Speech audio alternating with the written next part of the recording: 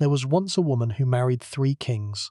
The first was old enough to be her father, a battle-scarred Macedonian warlord who had fought alongside Alexander the Great and who ruled a kingdom stretching from Thrace to the edge of Asia Minor. She bore him 3 sons. She watched him kill his eldest child from another marriage, possibly at her urging, certainly to her advantage. And when that husband fell on a battlefield in 281 BC, she was left alone in a collapsing kingdom with 3 small boys and no protector. She married again. Her second husband was her own half-brother, Ptolemy II, a man whose name means the thunderbolt, a man who had seized the Macedonian throne through murder and who promised to protect her children. Within months of the marriage, he killed 2 of her sons. He murdered them in her arms, according to one ancient account, stabbed the boys while their mother screamed and fought to save them. The third child may have escaped.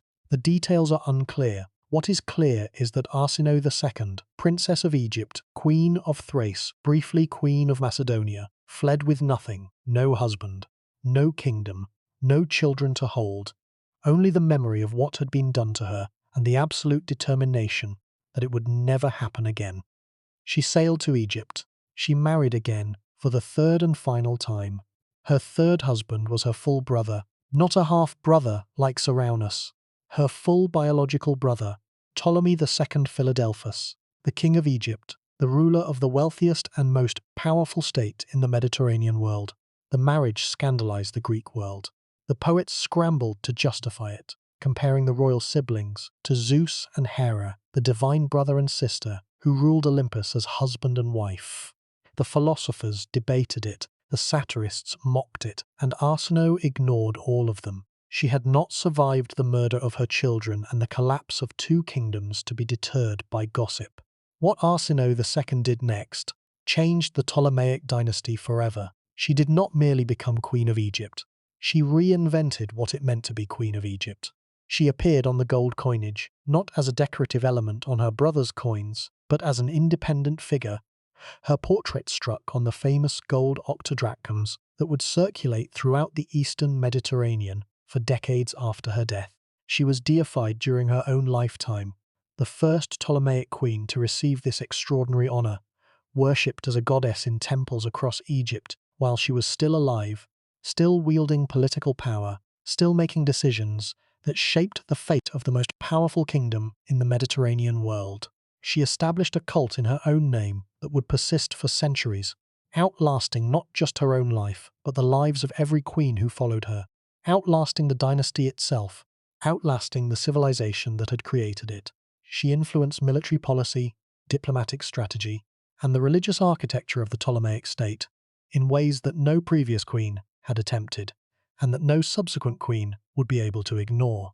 And when she died, around 268 BC, after perhaps 7 years of marriage to her brother, she left behind a template, a model, a blueprint for Ptolemaic queenship that every subsequent queen would be measured against, and that none would fully escape. Every innovation that the queens in this series have inherited, the living deification, the coin portraits, the independent cult, the political co-regency, was pioneered by Arsinoe II. She built the system, and the system she built would ultimately consume every woman who entered it after her.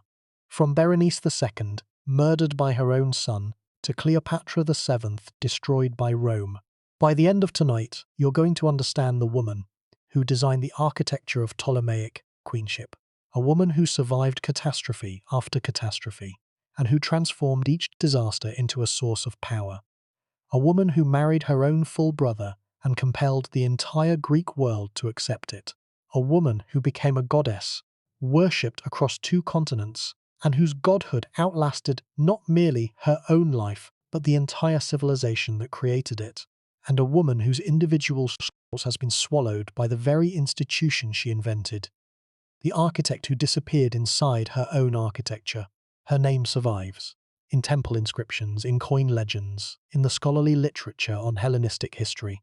But the woman behind the name, the survivor, the mother, the strategist who transformed personal catastrophe into institutional innovation, has been reduced to a footnote in the history of a dynasty that could not have existed without her.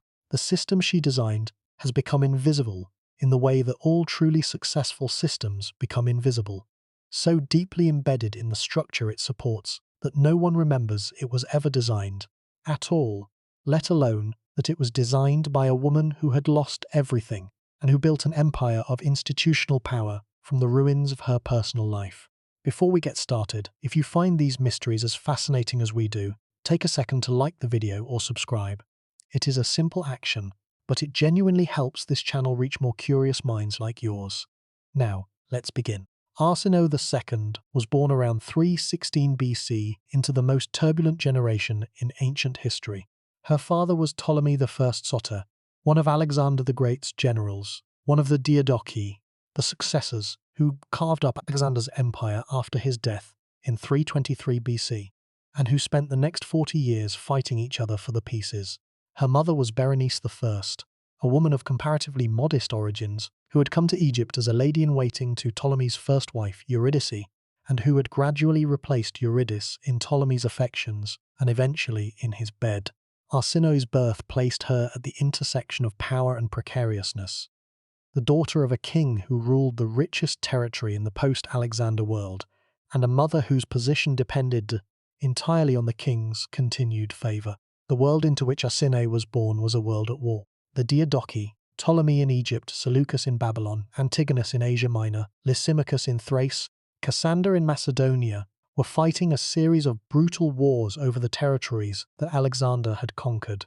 The wars were fought with armies of tens of thousands of men, with war elephants brought from India, with siege engines that could bring down city walls, and with a level of strategic sophistication that would not be matched in the Western world for centuries. The stakes were absolute.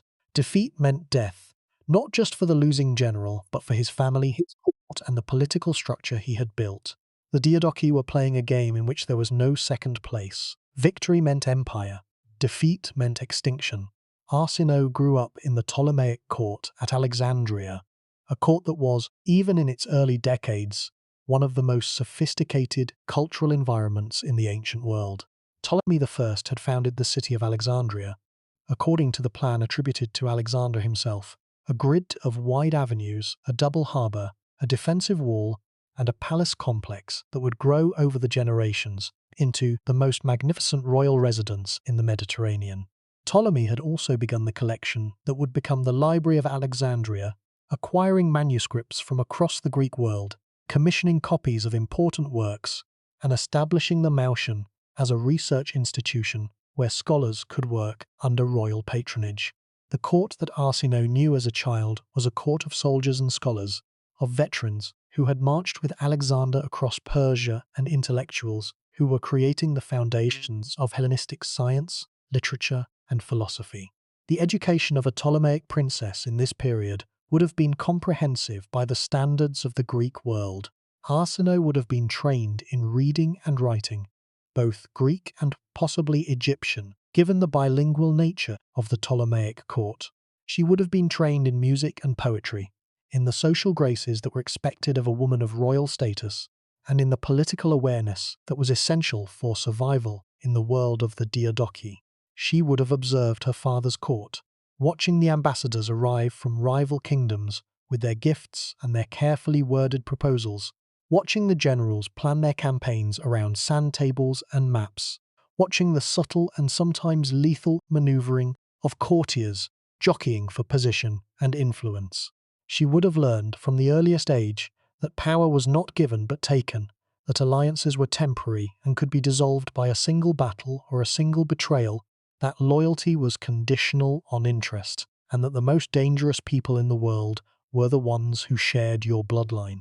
The broader context of the Hellenistic world in which Arsinoe grew up deserves sustained attention because it shaped every decision she would make for the rest of her life. The wars of the successors, the series of conflicts that followed Alexander's death, were not merely military campaigns.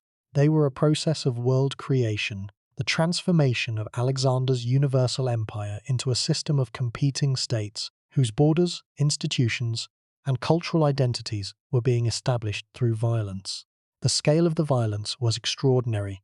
At the Battle of Ipsus in 301 BC, fought when Arsinoe was approximately 15 years old, The combined armies of the Diadochi numbered in the hundreds of thousands, including war elephants imported from India, heavy cavalry, disciplined phalanx infantry, and light troops drawn from every corner of Alexander's former dominions. The battle determined the political map of the Eastern Mediterranean for a generation, dividing Alexander's empire into the territorial blocks that would eventually crystallize into the Ptolemaic, Seleucid, and Antigonid kingdoms. Arsinoe was raised in the awareness that this world of kingdoms and armies was not stable. It was precarious. A single battle could destroy a dynasty. A single betrayal could collapse an alliance that had been decades in the making.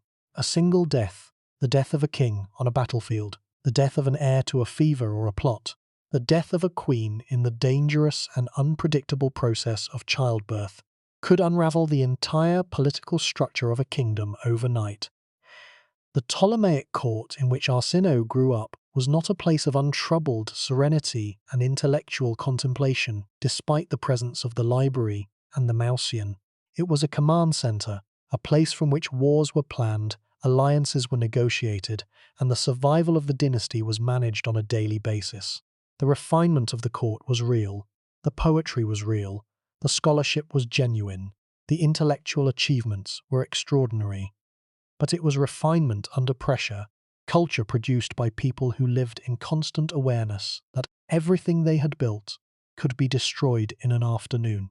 The marriage to Lysimachus was arranged when Arsinoe was approximately 15 or 16 years old, young by modern standards but entirely typical for a Hellenistic princess whose primary value to her family lay in her capacity to forge diplomatic alliances through the exchange of her body and her bloodline. The groom was Lysimachus, the king of Thrace and one of the last surviving companions of Alexander the Great. Lysimachus was roughly 60 years old at the time of the marriage, a man who had been fighting wars for longer than Arsinoe had been alive, a veteran of Alexander's campaigns who bore the literal scars of decades of battle. The ancient sources record that Lysimachus had once been mauled by a lion during a hunt, an encounter that left him with permanent injuries and that became part of his personal legend. He was a hard man, a survivor, a king who had carved his kingdom out of the chaos of the successor wars through a combination of military skill, political cunning, and absolute ruthlessness. The marriage was, from Arsinoe's perspective, an immersion in a world that was utterly unlike the one she had known in Alexandria. A world governed not by poets and scholars, but by soldiers and veterans, a world where political authority rested on military force rather than cultural prestige, and where a woman's political value was measured not by her education, her eloquence, or her wit, but by the sons she produced and the alliances she secured. The marriage was a diplomatic alliance of the most conventional kind, the young daughter of one king given to the aging ruler of another, in order to cement a political relationship between their houses. Ptolemy I wanted Lysimachus as an ally against the Seleucids. The great rivalry between the Ptolemaic and Seleucid dynasties was already taking shape in the last decades of the 4th century, and an alliance with Thrace would strengthen the Ptolemaic position in the Aegean and the Eastern Mediterranean. Lysimachus wanted a connection to the wealthiest kingdom in the successor world, Ptolemaic Egypt, with its enormous grain surpluses, its gold reserves drawn from the mines of Nubia and the trade routes of the Red Sea, and its strategic position at the crossroads of the Mediterranean, was the most attractive economic and military partner any Hellenistic king could hope to secure. Arsinoe was the instrument of this alliance, a living treaty, sealed by the exchange of a princess's body and bloodline. She was not consulted. She was not asked whether she wished to spend her youth and her fertility in the service of a man 4 decades her senior in a kingdom far from her home. She was a diplomatic instrument, a human being reduced to a function, and diplomatic instruments, whatever they may feel in private, do not have preferences that anyone is obliged to consult. The kingdom she entered was Thrace, a vast, rugged territory that stretched from the Danube River in the north to the Aegean Sea in the south, and from the Black Sea coast in the east to the borders of Macedonia in the west. It was a frontier kingdom, less urbanized, less Hellenized, and less culturally sophisticated than Ptolemaic Egypt. The indigenous Thracian population was warlike and fiercely independent, only partially integrated into the Greek cultural sphere that the Macedonian ruling class had imposed on the region through a combination of military force and selective patronage. The landscape was dramatic: mountain ranges cut by river valleys, dense forests that gave way to coastal plains, a terrain that was suited to cavalry warfare and banditry, but not to the kind of intensive agriculture that sustained the great river civilizations of Egypt and Mesopotamia. The capital, Lysimachaea, was a new foundation, built by Lysimachus himself on the shores of the Hellespont, the narrow and historically momentous strait that separated Europe from Asia, and that was one of the most strategically important waterways in the ancient world. The city was both a military stronghold and a statement of dynastic ambition, a declaration that Lysimachus intended his kingdom to control the passage between the two continents. The court that surrounded Lysimachus was a military court through and through, dominated by veteran soldiers and practical administrators who had earned their positions through demonstrated loyalty and proven competence on the battlefield, rather than through aristocratic birth, cultural refinement, or intellectual achievement. For a princess raised in the relative refinement of Alexandria, surrounded by poets, philosophers, and the greatest and most comprehensive collection of books and manuscripts in the entire ancient world, the transition to the Thracian court must have been jarring. The intellectual life of Lysimachaea was thin compared to the vibrant scholarly community of Alexandria. The social conventions were rough and governed by military rather than courtly norms. The political dynamics were governed by the brutal calculus of military power rather than by the subtler mechanisms of patronage and persuasion that characterized the Ptolemaic court. Arsinoe was entering a world that valued a different set of skills than the one she had been trained in, a world where survival required not just intelligence but physical courage, not just political acumen but the ability to endure hardship, not just the capacity to charm but the willingness to destroy. But Arsinoe adapted. She adapted with the same fierce intelligence that would characterize every phase of her life.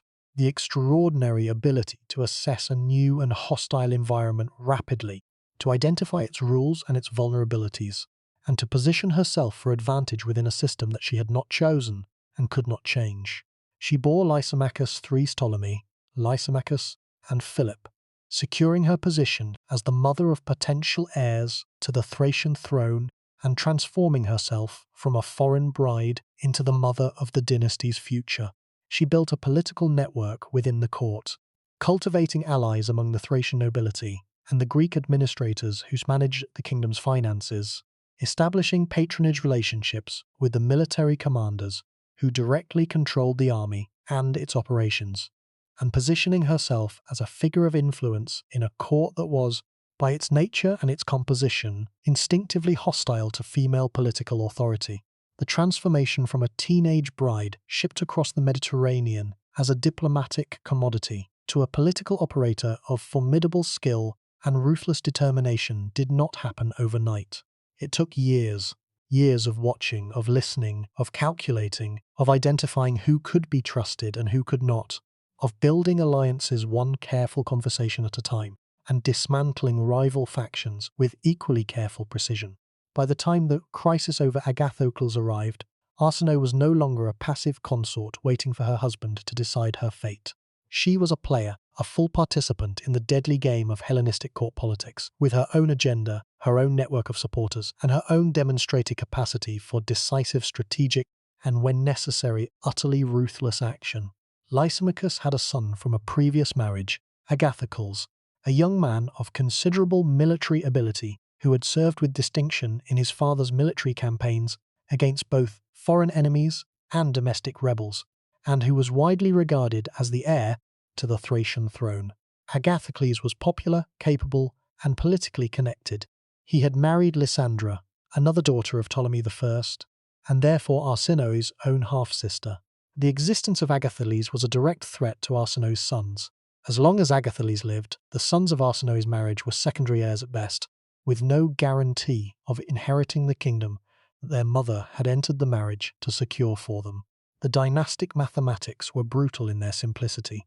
Lysimachus was old. He had been fighting wars since before Alexander first crossed the Hellespont into Asia, and he could not live forever. When he died, the throne would pass to his heir. If that heir was Agathocles, the eldest son, the proven warrior, the man with the established network of military and political allies, then Arsinoe and her sons would be dependent on the goodwill of a man who had every reason to view them as rivals. In the world of the Diadochi, dependent queens with rival children did not survive. They were exiled, imprisoned, or killed, and their children were disposed of with the same brutal and ruthless efficiency that characterized every aspect of successor politics. Arsinoe was not a woman who intended to depend on anyone's goodwill. She had seen too much of the world to believe in the durability of mercy. What happened next is one of the most debated episodes in Hellenistic history. According to the ancient sources, primarily Pausanias, Justin, and the later historians who drew on the now-lost work of Hieronymus of Cardia, Arsinoe convinced Lysimachus to execute his own son.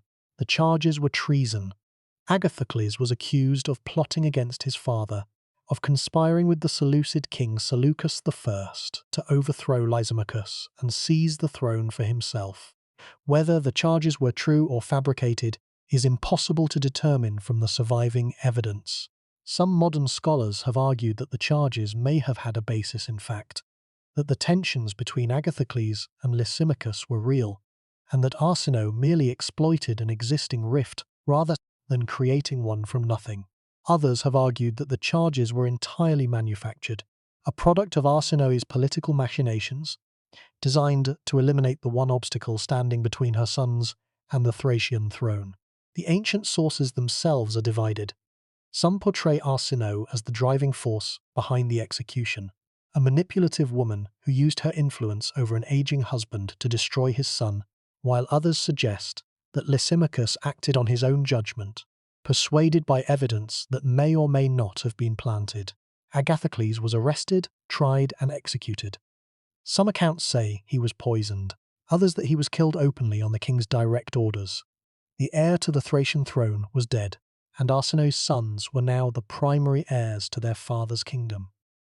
The execution of Agathocles sent shockwaves through the Hellenistic world. Agathocles had been popular. His death alienated many of Lysimachus's supporters and drove others into open rebellion. His widow Lysandra fled to the court of Seleucus I, carrying her grievance and her claim to vengeance to the most powerful king in Asia. The stage was set for a confrontation that would reshape the political map of the Eastern Mediterranean.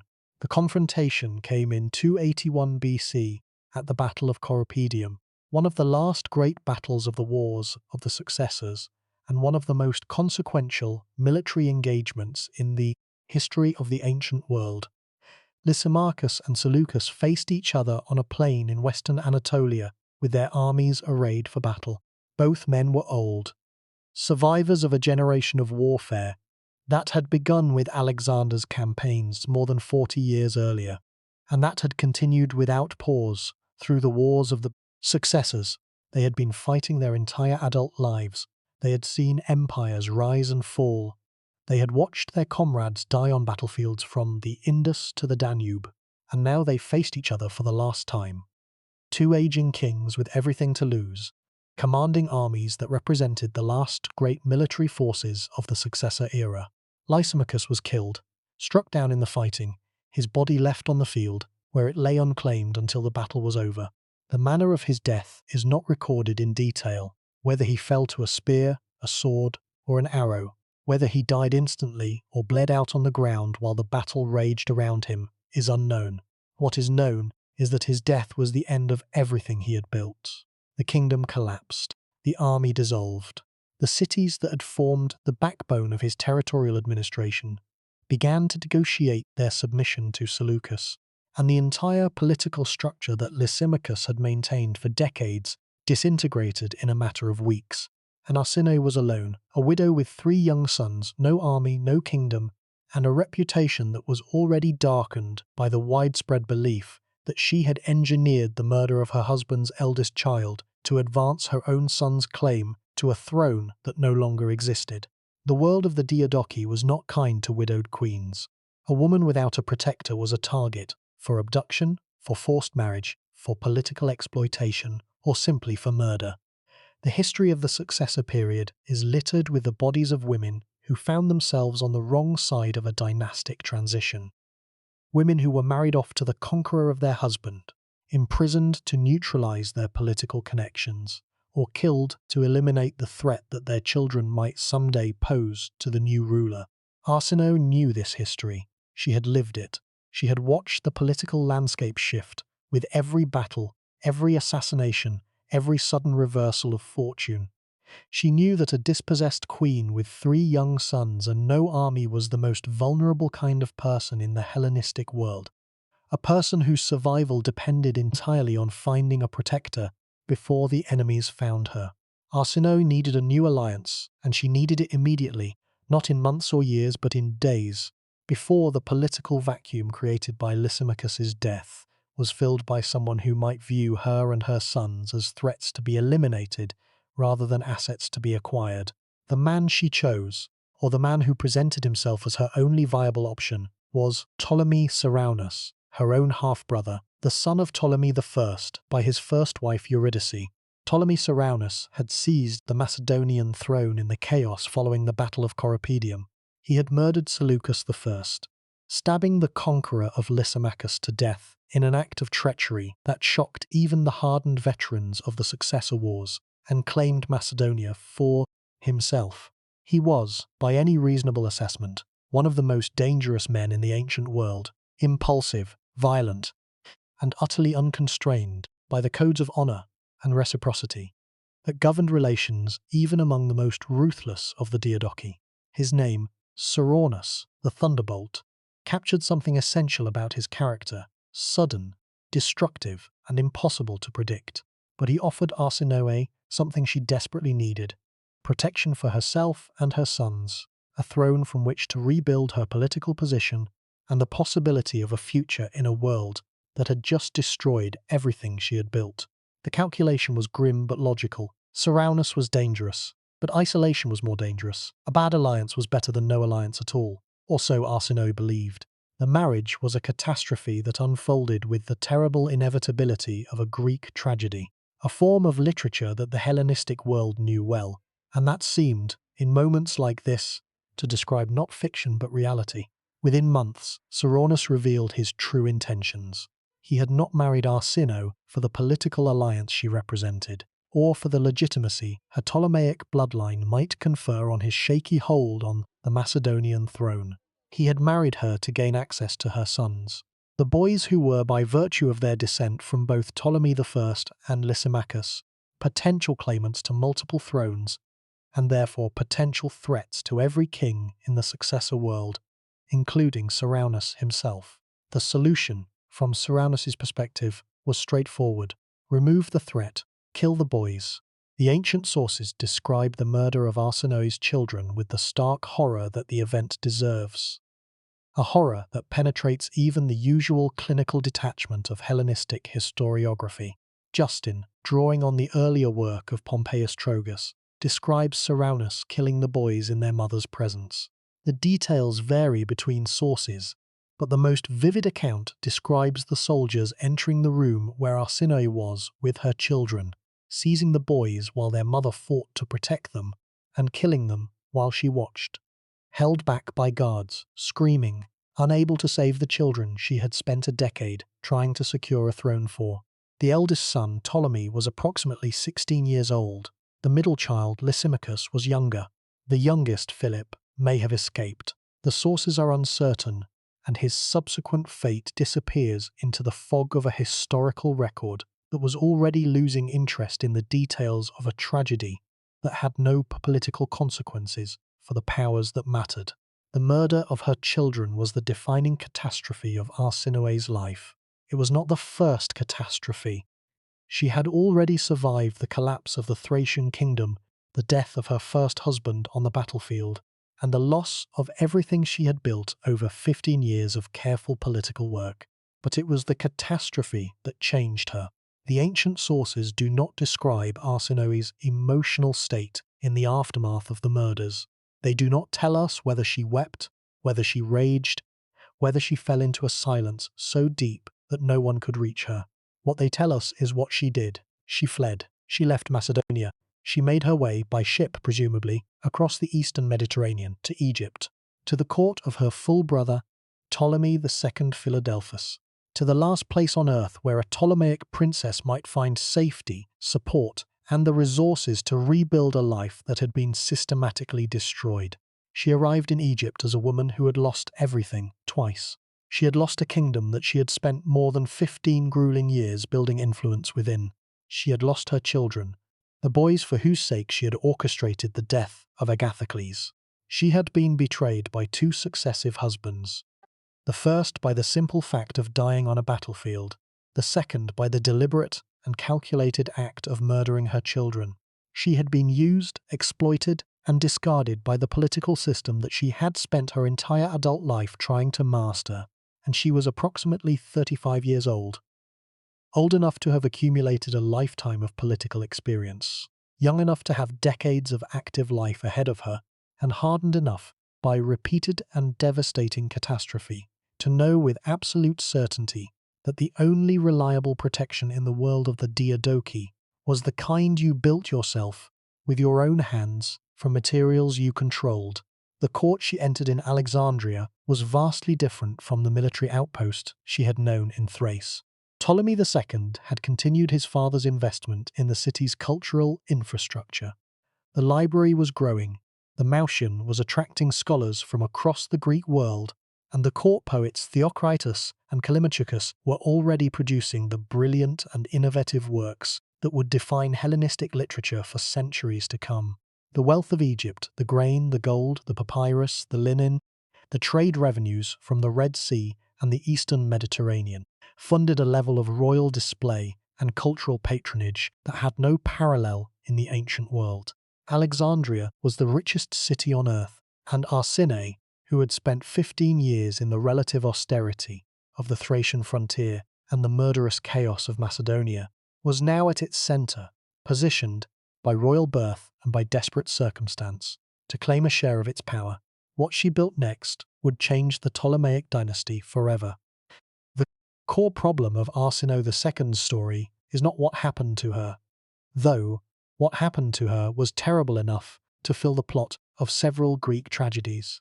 The core problem is what she did with what happened to her, because what Arsinoe did in the years following the murder of her children and her arrival in Egypt was to fundamentally redesign the institution of Ptolemaic queenship, to create a new model of female power that would shape the dynasty for the next 2.5 centuries, and that would ultimately define the lives and deaths of every queen who came after her. The arrival of Arsinoe in Egypt was itself a political event of the first order, an event that sent ripples through the courts of the eastern Mediterranean. Arsinoe was not merely a refugee seeking shelter. She was not merely a refugee. She was a Ptolemaic princess, the daughter of Ptolemy I, the sister of the reigning king, and a woman whose bloodline connected her to every major dynasty in the Hellenistic world. Her presence at the Egyptian court was a political asset, a living and politically potent reminder of the extensive network of dynastic alliances that the Ptolemaic house maintained, and a potential and highly valuable instrument for future diplomatic maneuvers. But she was also a complication. Ptolemy II was already married. His first wife was Arsinoe I, the daughter of Lysimachus by his first wife, and therefore a woman whose position at court was directly threatened by the arrival of a charismatic, politically experienced, and extraordinarily determined rival who happened to share the same name and the same father. The displacement of Arsinoe I, the queen, who was already installed on the throne, who had borne the king's children, who had every legal and conventional claim to her position, by Arsinoe II, the newly arrived sister, whose ambition and political skill far exceeded those of the woman she replaced, is one of the most dramatic and revealing episodes in Ptolemaic court history, though the details are frustratingly sparse. Arsinoe I was accused of plotting against Ptolemy II. The charges may have been genuine, or they may have been manufactured by Arsinoe II and her allies to remove a rival. The first Arsinoe was exiled to the city of Koptos in Upper Egypt, a punishment that was severe but not fatal. suggesting that the king wished to remove his wife from the political stage without creating a martyr. The exile of the first Arsinoe to the remote provincial city of Koptos cleared the way for the sibling marriage, the union between Ptolemy II and his full sister that would scandalize the Greek world and transform the Ptolemaic dynasty. The first and most radical of Arsinoe's innovations was the marriage itself. She married her full brother, not a half-brother. The Greek world had precedents, however uncomfortable, for marriages between half-siblings who shared a father but not a mother. Arsinoe married her full biological brother, the son of the same father and the same mother, a man with whom she shared both parents, both bloodlines, and the same household in which they had been raised as children. The marriage was, by Greek standards, incestuous. The Greek word for it was unambiguous.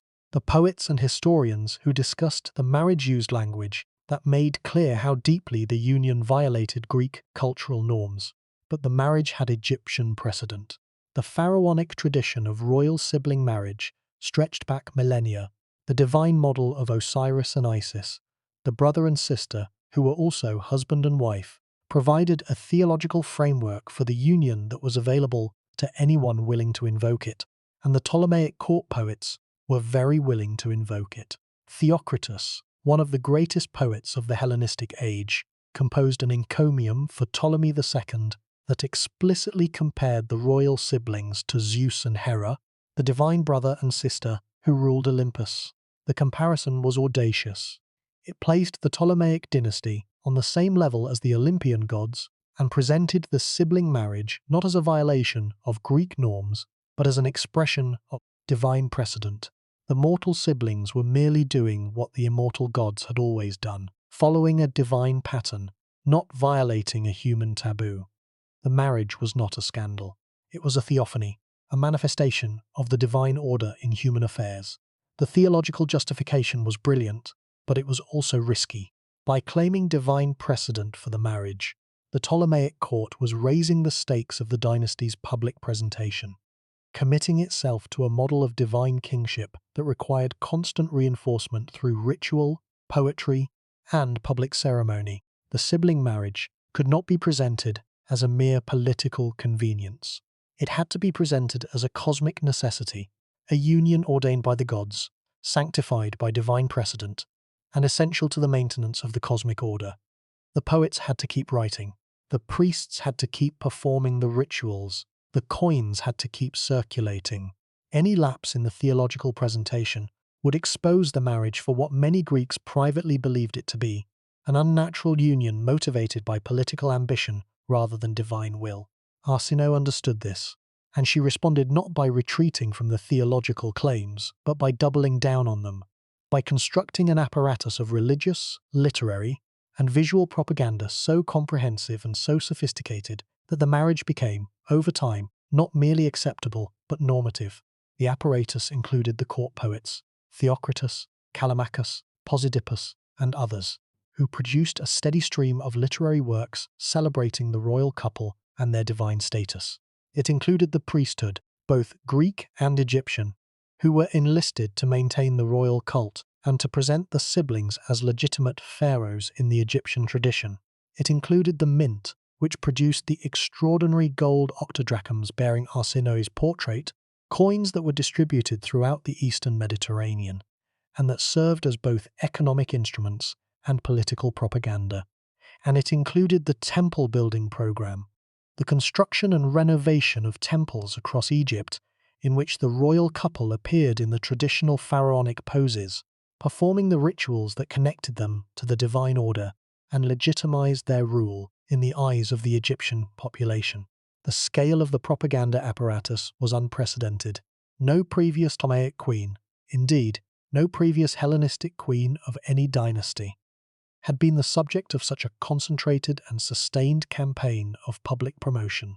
The campaign operated across every medium available to the Ptolemaic state: literary, visual, numismatic, architectural, and religious. The poets produced encomia, hymns, and epigrams. The mint produced coins. The temples produced reliefs. The priesthood produced rituals. The administrative system produced dating formulas that incorporated the queen's cult into the daily paperwork of government. Every dimension of the state's public communication was enlisted in the project of presenting the sibling marriage as legitimate, the queen as divine, and the dynasty as divinely ordained. The campaign was not defensive. It was not a reaction to criticism or scandal, though criticism and scandal certainly existed. The satirist Sotades of Maronea reportedly mocked the marriage in crude verse, comparing the royal union to a man pushing his instrument into an unholy hole, and was, according to later accounts, punished for his impudence by being sealed in a lead chest and thrown into the sea. Whether this story is true or apocryphal, it illustrates the stakes. The propaganda campaign was backed by force. Dissent was not merely discouraged, it was punished. The combination of cultural production and political intimidation created an environment in which the sibling marriage was, for all practical purposes, beyond public criticism, accepted as normative by a combination of theological justification, artistic celebration, and the simple fact that anyone who objected too loudly might find themselves at the bottom of the Mediterranean. The campaign succeeded. The sibling marriage became the template for Ptolemaic dynastic practice. Subsequent Ptolemaic kings married their sisters, as a matter of course, and the practice continued, with only occasional interruptions, for nearly 2 centuries until the end of the dynasty, with Cleopatra VII. The theological framework that Arsinoe and her court poets had constructed became the standard justification for the practice. The comparison to Zeus and Hera, the invocation of the Osiris-Isis model, the persistent claim of divine precedent for what had originally been, by Greek cultural standards, a deeply aberrant and disturbing practice. The framework was so successful that it outlasted the dynasty that created it. The powerful and deeply rooted theme of the divine sibling marriage persisted in Egyptian religious culture long after the Ptolemies were gone, integrated into the fabric of a tradition that stretched back to the pharaonic age, and that the Ptolemies had appropriated and adapted for their own purposes. But here is the problem. The propaganda campaign succeeded so completely that it erased the person who created it. Arsinoe II designed the apparatus of Ptolemaic queenship, the divine cult, the coin portraits, the literary celebration, the theological framework that justified the queen's position as co-ruler and co-divinity. She designed it, she implemented it, and she made it work. And then the apparatus consumed her, because once the apparatus was operational, once the poets were writing, the priests were performing, the coins were circulating, and the theology was established, the apparatus no longer needed its creator. It needed a queen, any queen. The system that Arsinoe had built to serve her own political needs became a system that served the needs of the dynasty, and the individual who had built it was absorbed into the institution she had created. This is the paradox of Arsinoe II's legacy. She was the most innovative and the most influential queen in Ptolemaic history, the woman who created the template that all subsequent queens would follow.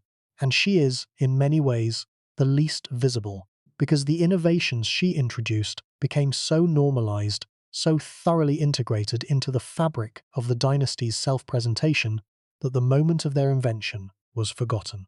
No one remembers the person who invented the wheel. The wheel is too ubiquitous, too fundamental, too deeply embedded in the structure of daily life for its origin to seem remarkable. Arsinoe's innovations are the same. The coin portraits, the divine cult, the literary patronage, the sibling marriage. These things became the standard equipment of Ptolemaic queenship, and the woman who standardized them disappeared into the standard. And it gets worse, because the system that Arsinoe designed was not merely a system for promoting queens. It was a system for controlling them. The divine cult, the apparatus of temples, festivals, and ritual observances that Arsinoe had created to celebrate her own authority, became, in the hands of subsequent kings and their advisors, a mechanism for managing the queen's public image while limiting her actual political power. The coin portraits, the gold octodrums that Arsinoe had pioneered as instruments for projecting her personal authority and independent sovereignty across the entire Mediterranean, became a standardized feature of Ptolemaic coinage that subsequent queens inherited without the political agency that Arsinoe had attached to them. The theological framework, which Arsinoe had used to justify her unprecedented marriage and her unprecedented power, became a cage, a set of expectations and constraints that subsequent queens had to conform to, regardless of their own desires or capabilities. The architect had built a building, and the building had become a prison. Every queen we have examined in this series, Nefertari, Taosret, Tia-Mereniset, Cleopatra, Berenice II, lived and died within the architecture that Arsinoe II designed. Some thrived within it, some were destroyed by it, none could escape it. The system was too comprehensive, too deeply embedded in the structure of the Ptolemaic state, and too thoroughly supported by the combined authority of the priesthood, the poets, and the mint. The queen was a function, a role to be filled, a set of duties to be performed, a divine persona to be inhabited. The individual woman who occupied the function was secondary. The system needed a queen. It did not need any particular woman. And when a particular woman became inconvenient, as Berenice II became inconvenient to the advisors of Ptolemy IV, she could be removed, while the system continued to operate without her. But here's what makes this truly terrifying. Arsinoe did not design the system to be a prison. She designed it to be a fortress, a structure of institutional power that would protect the queen from the kind of catastrophe that Arsinoe herself had experienced. The divine cult was supposed to make the queen untouchable, too sacred to be murdered, too important to be marginalized, too deeply embedded in the religious life of the kingdom to be discarded. The coin portraits were supposed to make the queen visible, so prominent in public consciousness that no one could pretend she did not exist, or that her authority was not real. The elaborate theological framework, the comparison to Zeus and Hera, the invocation of Osiris and Isis, was supposed to make the queen cosmologically necessary, an essential component of the cosmic order, without whom the universe itself would be incomplete. Arsinoe designed a system of protection. What she created was a system of control. The fortress became a prison because the keys were held not by the queen but by the king and his advisors, the men who decided which woman would fill the role, how much power she would be permitted to exercise, and when she would be disposed of. The transformation of the fortress into a prison is the central tragedy of Ptolemaic queenship, and it is a tragedy that begins with Arsinoe II, the woman who built the fortress in the first place. To understand how the fortress became a prison, we need to examine the specific mechanisms that Arsinoe created, the individual innovations that, taken together, constituted the architecture of Ptolemaic queenship. The first mechanism was the living deification. Before Arsinoe, the Ptolemaic dynasty had deified its rulers only after death. Ptolemy I Soter had been given divine honours posthumously, following the Egyptian tradition that linked the dead pharaoh to Osiris and the living pharaoh to Horus. Arsinoe changed this. She was worshipped as a goddess while she was still alive, still walking the corridors of the palace, still attending state functions, still exercising political influence, still eating, sleeping, and aging like any mortal woman. The living deification was a radical departure from previous practice.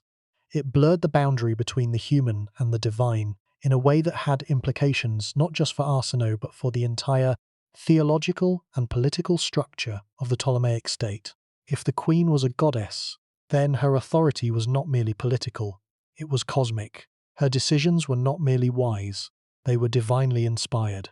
Her position was not merely important, it was sacred. The living deification transformed the queen from a political figure into a theological one, and in doing so, it both dramatically elevated and subtly, but profoundly constrained her. The elevation was obvious. A goddess commands more respect, more reverence, and more institutional support than a mere queen. The constraint was subtler but equally real.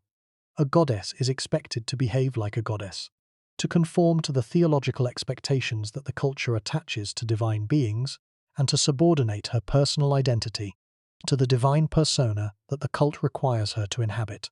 The second mechanism was the coin portrait. Before Arsinoe, no Ptolemaic queen had appeared on the coinage as an independent figure. The coins bore the portrait of the king, the male ruler whose face was the face of the state, and whose image was the image of sovereign authority. Arsinoe changed this. She appeared on gold octadrachms, coins of extraordinary quality and considerable value that circulated throughout the eastern Mediterranean. The coins showed her portrait in profile, wearing the stephane, the diadem of a Hellenistic queen, and a veil that was associated with divine status. The portrait was dignified, authoritative, and unmistakably individual. It was a portrait of a specific woman, not a generic representation of queenship. The gold octadrachms of Arsinoe are among the most remarkable coins in ancient numismatics. They were struck in large quantities, far more than would be expected for a purely ceremonial issue, suggesting that they served an economic function as well as a propaganda one. They circulated for decades after Arsinoe's death. Her portrait continued to appear on newly minted coins long after she was gone, a phenomenon that has puzzled numismatists, and that suggests the extraordinary hold that Arsinoe's image exercised on the Ptolemaic monetary system. The continued production of Arsinoe's coins after her death is significant because it demonstrates the durability of the system she had created. The portrait had become a brand, a symbol of Ptolemaic authority that was valued not for its connection to a specific woman but for its association with the dynasty as a whole. The living, breathing woman who had created the portrait tradition had been fully absorbed into the system she designed. The portrait continued to circulate. The person behind it did not. The third mechanism was the independent cult, the network of temples, priests, and ritual observances that was established in Arsinoe's honor, and that constituted a permanent institutional presence in the religious life of the Ptolemaic state. The cult of Arsinoe Philadelphus. Arsinoe the brother-loving was maintained by a dedicated priestly establishment, funded by endowments from the royal treasury and integrated into the calendar of Egyptian religious observances. The cult was not merely a royal vanity project, it was a serious institutional commitment, involving real temples, real priests, real economic resources, and real ritual obligations that were enforced by the authority of the state. The priesthood of Arsinoe's cult became one of the most important religious offices in Ptolemaic Egypt. The Kanephoros, the basket-bearer of Arsinoe, was a prestigious position held by women of the highest social standing, and the name of each year's Kanephoros was used in dating formulas, making the cult an integral part of the Ptolemaic administrative system. The institutional depth of the cult is striking. This was not a perfunctory honor, a title boasted and then forgotten. It was a living, functioning religious institution with its own staff, its own budget, its own calendar of observances, and its own physical infrastructure. Temples were built or renovated to house the cult. Statues were erected, offerings were prescribed, specific quantities of bread, beer, wine, and incense to be provided at specific intervals. The cult was, in institutional terms, indistinguishable from the cults of the ancient Egyptian gods. It operated with the same administrative machinery, the same priestly hierarchy, and the same ritual calendar that had sustained the worship of Amun and Osiris and Isis for millennia. Arsinoe had not merely received divine honors. She had been integrated into the Egyptian religious system at the deepest institutional level, placed alongside the ancient gods in the liturgical calendar, and maintained by the same priesthood that served the traditional deities. The fourth mechanism was the political co-regency, the formal association of the queen with the king in the exercise of sovereign authority. The extent of Arsinoe's political influence is debated by scholars. The ancient sources are not unanimous, and the evidence is susceptible to multiple interpretations. But the weight of the evidence suggests that Arsinoe was not merely a consort, but a co-ruler, a woman who participated in the making of policy, who influenced diplomatic and military decisions, and who exercised a degree of political authority that was unprecedented for a Ptolemaic queen, and that would set the standard for her successors. The evidence for Arsinoe's political influence comes from several sources, each partial and each subject to interpretation, but collectively building a picture of a woman who wielded genuine sovereign authority. First, the literary sources. The poets Theocritus and Callimachus both wrote works that celebrated Arsinoe's authority and that presented her as a co-ruler rather than a mere consort. Theocritus's encomium for Ptolemy II explicitly describes Arsinoe as sharing her brother's power and his bed, language that is both intimate and political, suggesting a genuine partnership rather than a merely ceremonial association. The poet places Arsinoe at the centre of Ptolemaic power, not beside it, not beneath it, but at its heart. Second, the diplomatic and military evidence. Later sources suggest that Arsinoe influenced the conduct of the First Syrian War, the major military conflict between the Ptolemaic and Seleucid kingdoms that dominated the foreign policy of Ptolemy II's reign.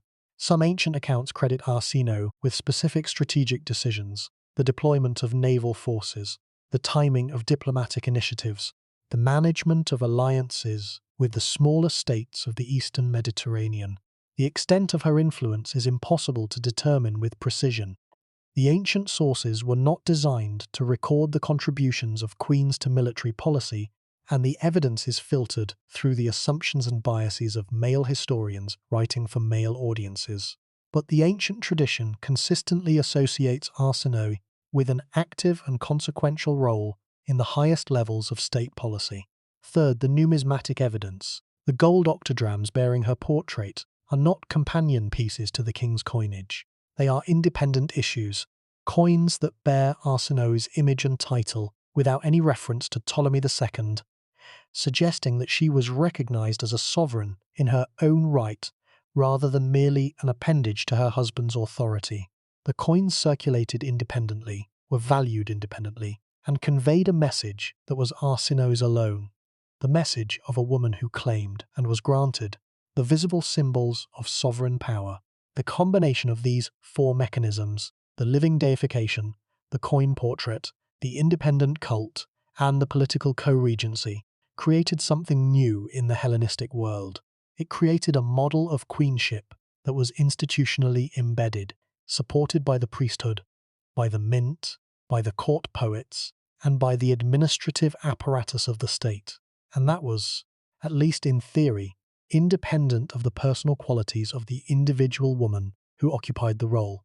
The model could accommodate a strong queen, a woman of political skill and personal charisma who could use the institutional framework to amplify her own power. But it could also accommodate a weak queen, a woman of limited ability or limited ambition who could fill the role without exercising the power that the role theoretically conferred. The model was flexible, it was durable, and it was, in the end, more important than any individual woman who occupied it. This is the paradox of institutional innovation, the paradox that lies at the heart of Arsinoe's legacy. The innovator creates a system, the system succeeds, and the system's success makes the innovator invisible, because the system is now larger than the person who created it, more durable than the person who created it, and more important, in the long run, than the person who created it. Arsinoe II created Ptolemaic queenship, and Ptolemaic queenship consumed Arsinoe II, absorbed her into its structures, dissolved her individuality into its categories, and preserved her innovations while discarding the innovator. Something is wrong with our assumptions when the most influential woman in the history of a 300-year dynasty is less famous than the last queen who inherited the system the first queen built. Something is wrong with a historical memory that remembers Cleopatra, who worked within the architecture of Ptolemaic queenship, while forgetting Arsinoe, who designed the architecture in the first place. The last occupant of a building is rarely the most important person in its history, but the last occupant is the one who is present at the dramatic conclusion. The fire, the flood, the collapse, and drama is what history remembers. Cleopatra's story ends with Rome, with Actium, with the asp. Arsinoe's story ends with the quiet continuation of a system that worked so well that no one remembered who had built it. The death of Arsinoe II, which occurred around 268 BC, roughly 7 or 8 years after her marriage to Ptolemy II, is itself a study in the mechanisms of erasure through institutional absorption. The ancient sources provide minimal detail about the circumstances of her death. She may have died of illness. She may have died of the accumulated physical toll of a life that had included multiple pregnancies, the trauma of her children's murders, years of political stress, and the demands of maintaining a public role that required constant ceremonial and religious activity. The sources do not tell us. What the sources do tell us, and what is far more significant for the story we are tracing, far more consequential for the dynasty she transformed, and far more revealing about the nature of institutional power, is what happened after she died. After Arsinoe's death, Ptolemy II did something unprecedented. He intensified the cult of the living goddess into a cult of the dead goddess, expanding the temple-building program, increasing the endowments that supported the priesthood, and making the worship of Arsinoe Philadelphus a permanent feature of Egyptian religious life. The Mendes Stela, an inscription from the Egyptian city of Mendes, records the establishment of divine honors for Arsinoe, with a specificity that reveals the institutional depth of the operation. The stela describes the creation of a cult statue, the appointment of priests, the allocation of revenues, and the integration of Arsinoe's worship into the existing calendar of Egyptian religious observances. The level of administrative detail preserved in the inscription is striking. This was not a casual or perfunctory gesture of posthumous respect made by a grieving husband. It was a systematic institutional commitment, backed by the full resources of the Ptolemaic state. The gold octadrachms continued to be struck. New issues bearing Arsinoe's portrait were produced for decades after her death, a phenomenon that has no parallel in Hellenistic numismatics. No other dead queen's portrait was reproduced on newly minted coins for such an extended period. The continued production of Arsinoe's coins is significant because it demonstrates that the coins had ceased to be portraits of a specific woman and had become something else. Icons, symbols, institutional markers that represented the Ptolemaic dynasty as a whole, rather than the individual who had originated the image. The living, breathing woman who had created the portrait tradition had been fully absorbed into the system she designed. The portrait continued to circulate. The person behind it did not. The Arsinoeon, the great temple dedicated to Arsinoe in Alexandria, was one of the most ambitious building projects of Ptolemy II's reign. The ancient architect Dinochares, or Dinocrates, as some sources call him, reportedly designed the temple with an extraordinary feature: a ceiling containing a magnetized stone that was intended to suspend an iron statue of Arsinoe in midair, creating the illusion that the goddess was floating between heaven and earth. Whether this feat of engineering was ever actually achieved is debated. Pliny the Elder describes it as a project that was never completed due to the deaths of both the architect and the king. But the ambition of the project is revealing. Ptolemy II was not merely honouring his dead sister wife, he was attempting to create a physical manifestation of her divine status, a temple in which the goddess would literally transcend the laws of nature, suspended between the mortal and the divine in a display of technological and theological virtuosity. The math is striking. Arsinoe was queen for roughly 7 or 8 years. Her cult lasted for more than 2 centuries, maintained, funded, and administered by the Ptolemaic state from the middle of the 3rd century BC until the Roman annexation of Egypt in 30 BC. The cult outlasted the woman by a factor of roughly 30 to 1. The cult was, in institutional terms, enormously more successful than the woman's actual reign, more durable, more visible, more deeply embedded in the fabric of Egyptian religious life. And this disparity between the brevity of the life and the longevity of the institution is itself a form of erasure. The institution overwhelmed the individual.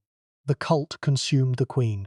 The divine Arsinoe, the theological construct, the ritual persona, the figure in the temple reliefs, replaced the human Arsinoe so completely that the human being behind the goddess became invisible. But here's what makes this truly terrifying. The erasure was not hostile. No one chiseled Arsinoe's name from the stone. No one wrote propaganda to distort her image. No one decided to forget her. The erasure happened because the system she created was too successful. It worked too well. It became so deeply integrated into the structure of the Ptolemaic state that the specific historical moment of its creation was utterly forgotten. In the same way that no one remembers the person who invented the calendar or the alphabet or the concept of written law, Arsinoe's innovations were so fundamental, so transformative, and so thoroughly normalized that they ceased to be innovations at all. They became the natural order of things. The way Ptolemaic queenship simply was, as if it had always been that way, as if no one had ever had to design it. This is the fifth form of erasure, the form we have not yet encountered in this series. The chisel physically destroys, the silence passively ignores, the narrative actively distorts, the abstraction gently dissolves. But absorption is the most complete form of erasure, because it erases the very memory and awareness that something was deliberately and skillfully created. The innovator is swallowed whole by her own innovation. The architect disappears forever inside the walls of her own architecture, and the building stands, permanent, visible, admired, while no one remembers who designed it. Arsinoe's story illuminates a broader pattern, the pattern of institutional innovation and its consequences, traced across the full span of Ptolemaic history. To understand what Arsinoe created and what it cost, we need to examine the legacy she left, the women who inherited her system, the ways they used it, and the ways it used them. The first exploration traces the line of succession from Arsinoe to her immediate successors, the queens who were the first to inhabit the architecture she had built.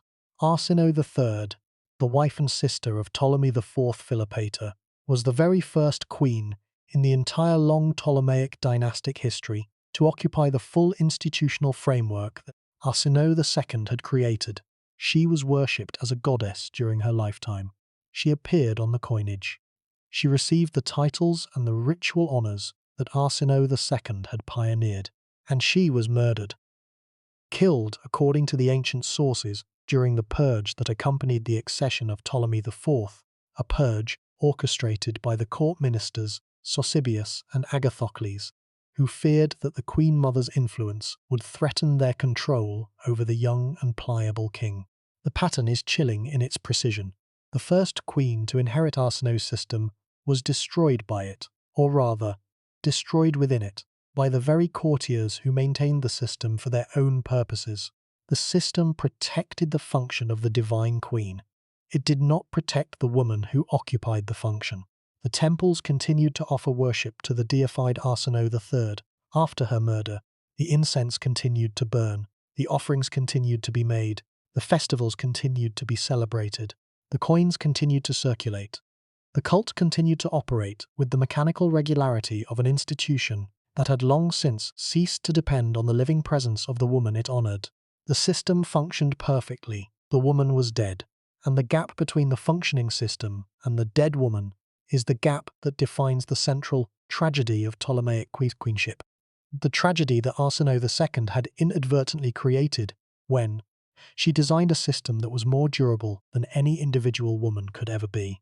The case of Berenice II, whom we examined in the previous episode of this series, provides another illustration of the same pattern.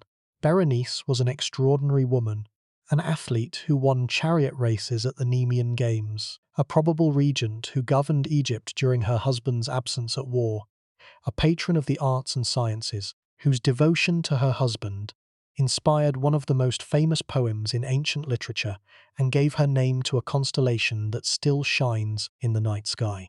She was worshipped as a goddess. She appeared on coins. She held every title and every honour that the system Arsinoe had designed could confer, and she was murdered, killed on the orders of her own son, Ptolemy IV, by the same court ministers who would later murder Arsinoe III. The system could make Berenice a goddess. It could not save her life. The pattern extends beyond the Ptolemaic dynasty to the broader Hellenistic world. Laodice III, the Seleucid queen who was the wife of Antiochus III, wielded significant political influence within the Seleucid court, and was honoured with divine cult titles and public celebrations. But when her husband's political interests shifted, Laodice was marginalised, set aside in favour of a new diplomatic marriage that served the king's strategic needs. The divine honours continued. The political influence did not. The system honoured the function. The woman was expendable. The second exploration examines the Ptolemaic ruler cult in comparative perspective, placing the system that Arsinoe created alongside other ancient traditions of divine queenship to understand what was genuinely new and what was borrowed, adapted, or inherited. The Egyptian tradition of divine queenship stretched back millennia before the Ptolemies. The great royal wife of the pharaonic tradition was not merely a consort, she was a participant in the cosmic order, a figure whose ritual role was essential to the maintenance of Mat, the Egyptian concept of truth, justice, and cosmic balance. The queen was associated with specific goddesses: Hathor, the goddess of love, beauty, and joy; Isis, the goddess of magic, motherhood, and divine wisdom; Mut, the divine mother, whose name literally meant mother, and her titles reflected these associations in elaborate and formulaic language that was maintained with remarkable consistency across centuries of Egyptian history. The titles were not merely honorific decorations. They described a function, the queen's role in maintaining the vital connection between the human and the divine, between the earthly court of the pharaoh and the cosmic order that sustained all life. Arsinoe II appropriated this ancient tradition, but she transformed it in ways that her Egyptian predecessors would not have recognized. The pharaonic queens had been divine by association, their divinity derived from their connection to the king, who was himself the living Horus, the divine intermediary between heaven and earth. The queen's divine status was, in a sense, reflected light. It shone because the king shone, and it dimmed when the king's light was withdrawn. Arsinoe claimed divinity in her own right, not merely as the wife of a god-king but as an independent deity, worshipped in her own temples by her own priesthood, celebrated in her own literary tradition, and represented on her own coins. The innovation was radical in both its Greek and its Egyptian dimensions. In the Greek tradition, living deification was almost unheard of for women. The Greek heroes who received divine honors were almost exclusively male, and the few women who achieved divine status did so only after death and only in the context of specific local cults. In the Egyptian tradition, while the divine status was well established, the creation of an independent cult with its own priesthood, its own temple, and its own economic endowment was unprecedented for a queen who was not also a pharaoh in her own right. The Canophoros, the basket-bearer of Arsinoe's cult, deserves particular attention because it illustrates the institutional depth of the system Arsinoe created. The Canophoros was a prestigious priestess, a woman of the highest social standing, who served for a one-year term, and whose name was used in the official dating formulas of the Ptolemaic state. This last point is crucial. In Ptolemaic Egypt, official documents, contracts, legal records, administrative correspondence were dated by reference to the reigning king and to the priests and priestesses who served the royal cults. By including the Canophoros of Arsinoe's cult in the dating formula, the Ptolemaic state was making a statement about the institutional importance of the cult, placing it alongside the cults of the other royal deities in the official chronological framework of the kingdom. Every contract signed in Ptolemaic Egypt, every legal document filed, every administrative record created bore the name of the Canophoros of Arsinoe, making the cult a permanent presence in the daily paperwork of government, and ensuring that Arsinoe's divine status was reinforced with every document that was produced. The third exploration concerns the transformation of Arsinoe herself, the psychological and political evolution from a dispossessed refugee to the most powerful queen in the Hellenistic world. This transformation is the most important story in Arsinoe's life, and the one that the ancient sources document least adequately, because the ancient sources were not designed to record the inner lives of women, even women who wielded extraordinary power. Consider the woman who arrived in Egypt around 279 BC. She was approximately 37 years old. She had been married twice. She had borne 3 sons, 2 of whom had been murdered before her eyes. She had watched one kingdom collapse on a battlefield and another descend into murderous chaos. She had been a queen twice and had lost everything twice. She was, by any conventional measure, a broken woman, a survivor of traumas so severe that the modern clinical vocabulary would describe them in terms of post-traumatic stress, of grief so deep that it would require years of recovery, of losses so complete that most people in her position would have been content simply to survive. But Arsinoe did not merely survive, she transformed. She took the catastrophes that had destroyed her previous lives, and she converted them into political assets. Using her experience of loss to develop a form of political intelligence that was more sophisticated, more ruthless, and more effective than anything she had possessed before.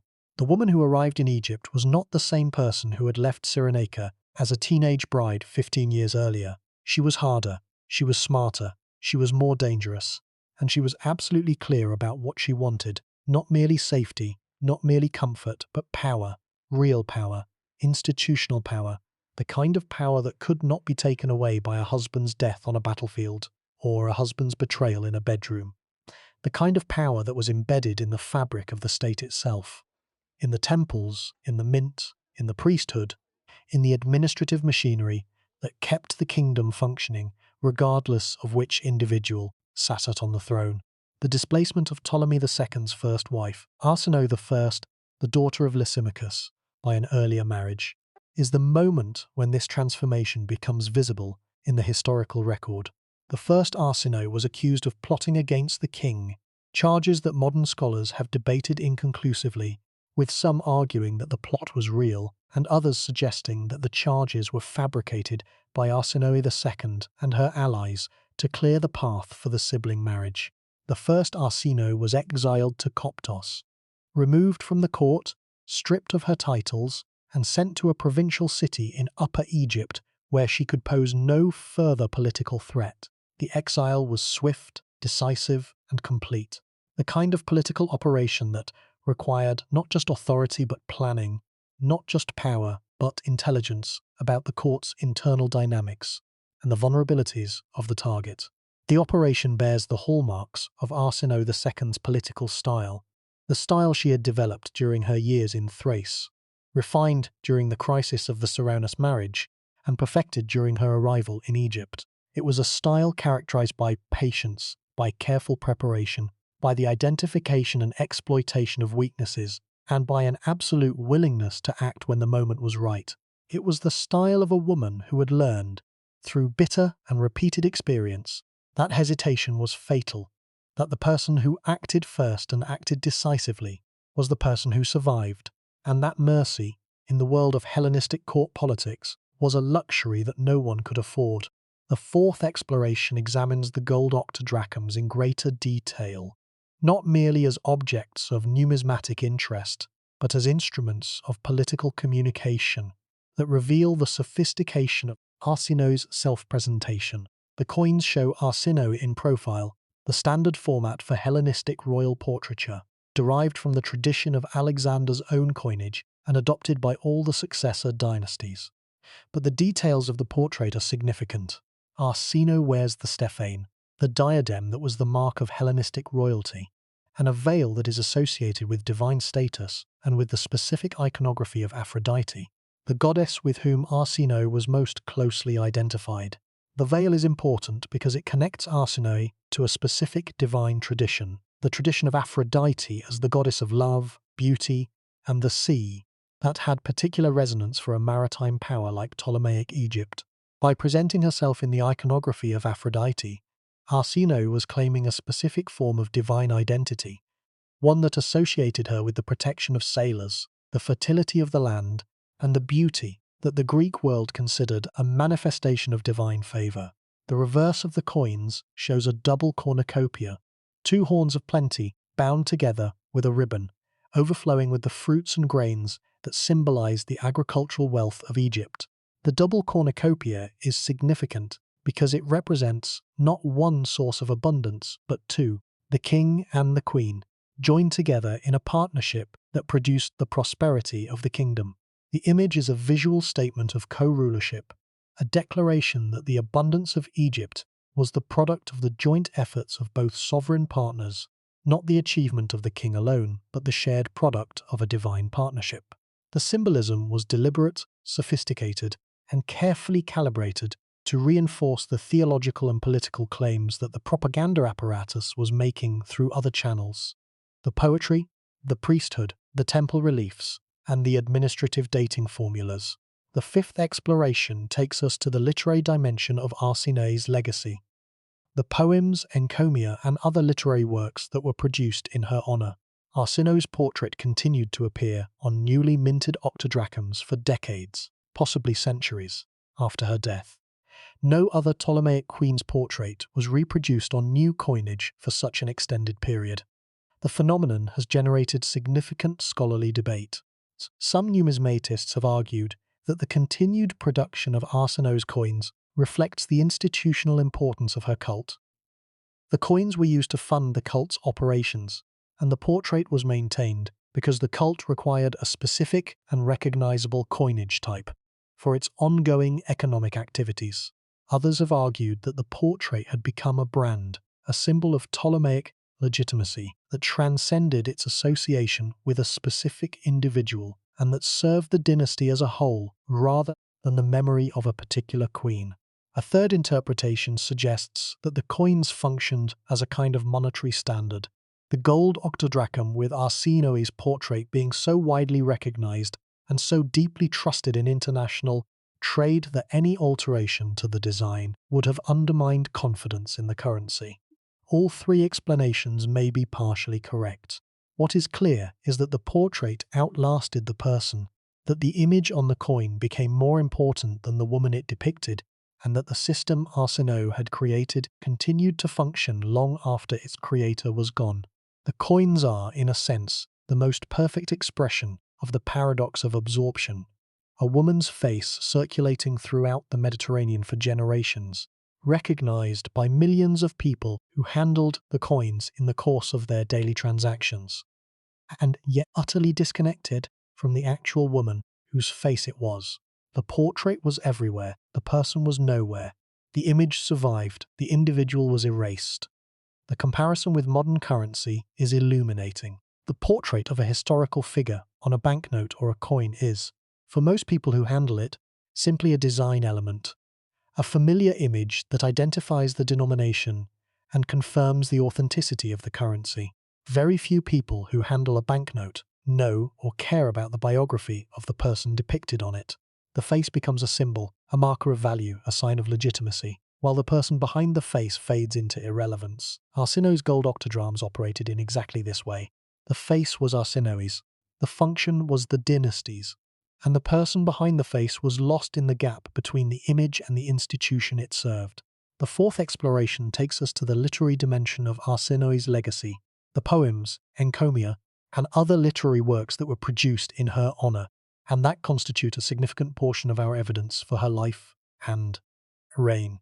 The court poets of the Ptolemaic period, Theocritus, Callimachus, Posidippus, were not independent artists producing work according to their own aesthetic vision alone.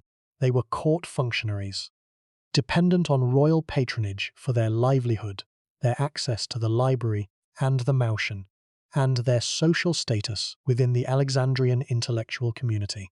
The works they produced were, at least in part, political documents, pieces of state propaganda dressed in the language of poetry and designed to serve the needs of the dynasty, while simultaneously advancing the poet's own literary reputations. This does not mean that the poetry was insincere or that it lacked artistic merit. Theocritus and Callimachus were genuine artists of extraordinary skill, and their works are among the acknowledged masterpieces of Hellenistic literature, studied and admired for more than 2,000 years.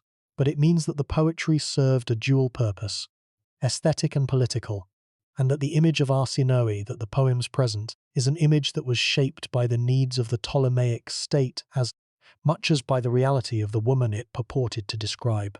Theocritus's encomium for Ptolemy, Idyll 17 in the standard numbering of his collected works, is the most important literary source for Arsinoe's public image and for the theological framework that justified the sibling marriage.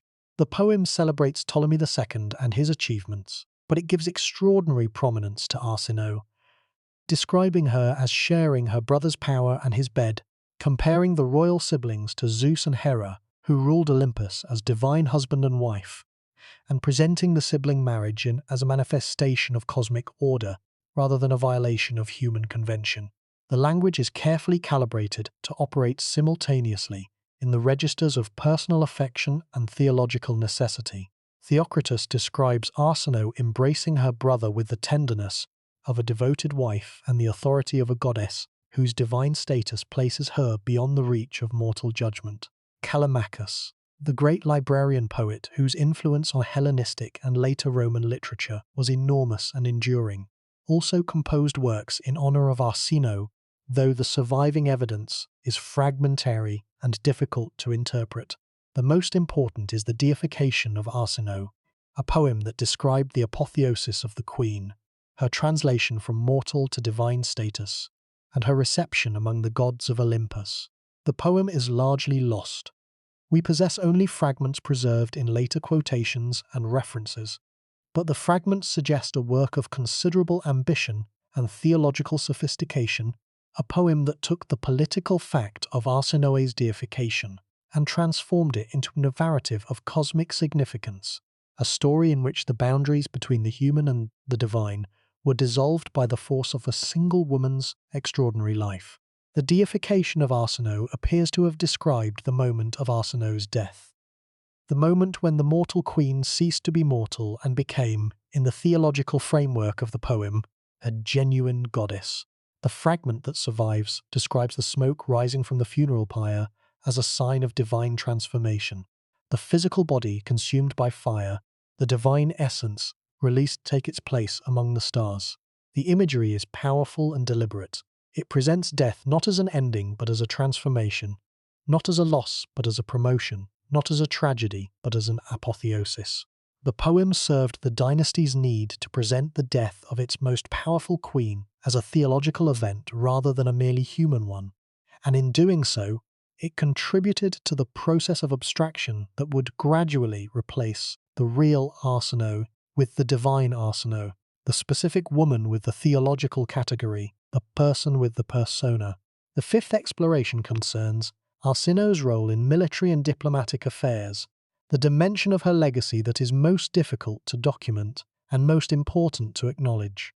The First Syrian War, fought between the Ptolemaic and Seleucid kingdoms in the 270s and 260s BC, was the defining military conflict of Ptolemy II's reign, and the context in which Arsinoe's political influence was most visibly exercised.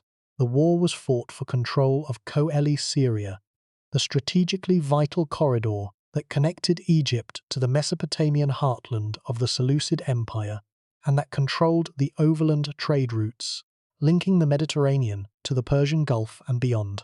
The stakes were enormous. Control of Coeli Syria meant control of the land bridge between Africa and Asia, the gateway through which armies, merchants, and ideas had passed for millennia, and through which the great powers of the Eastern Mediterranean projected their influence into each other's spheres.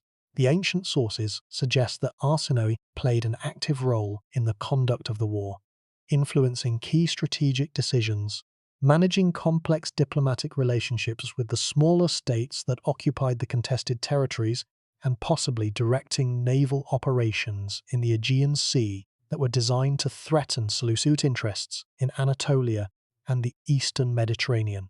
Cities were renamed in her honor during this period. Several strategically important coastal cities received the name Arsinoe, a practice that suggests a direct connection between the queen and the military diplomatic operations that secured those cities for the Ptolemaic sphere of influence. The renaming of cities was not a casual honor. It was a political act, a declaration of ownership, a statement that the city now belonged to the Ptolemaic state, and that the powerful queen whose name it bore was henceforth the divine patron and sacred protector of its inhabitants.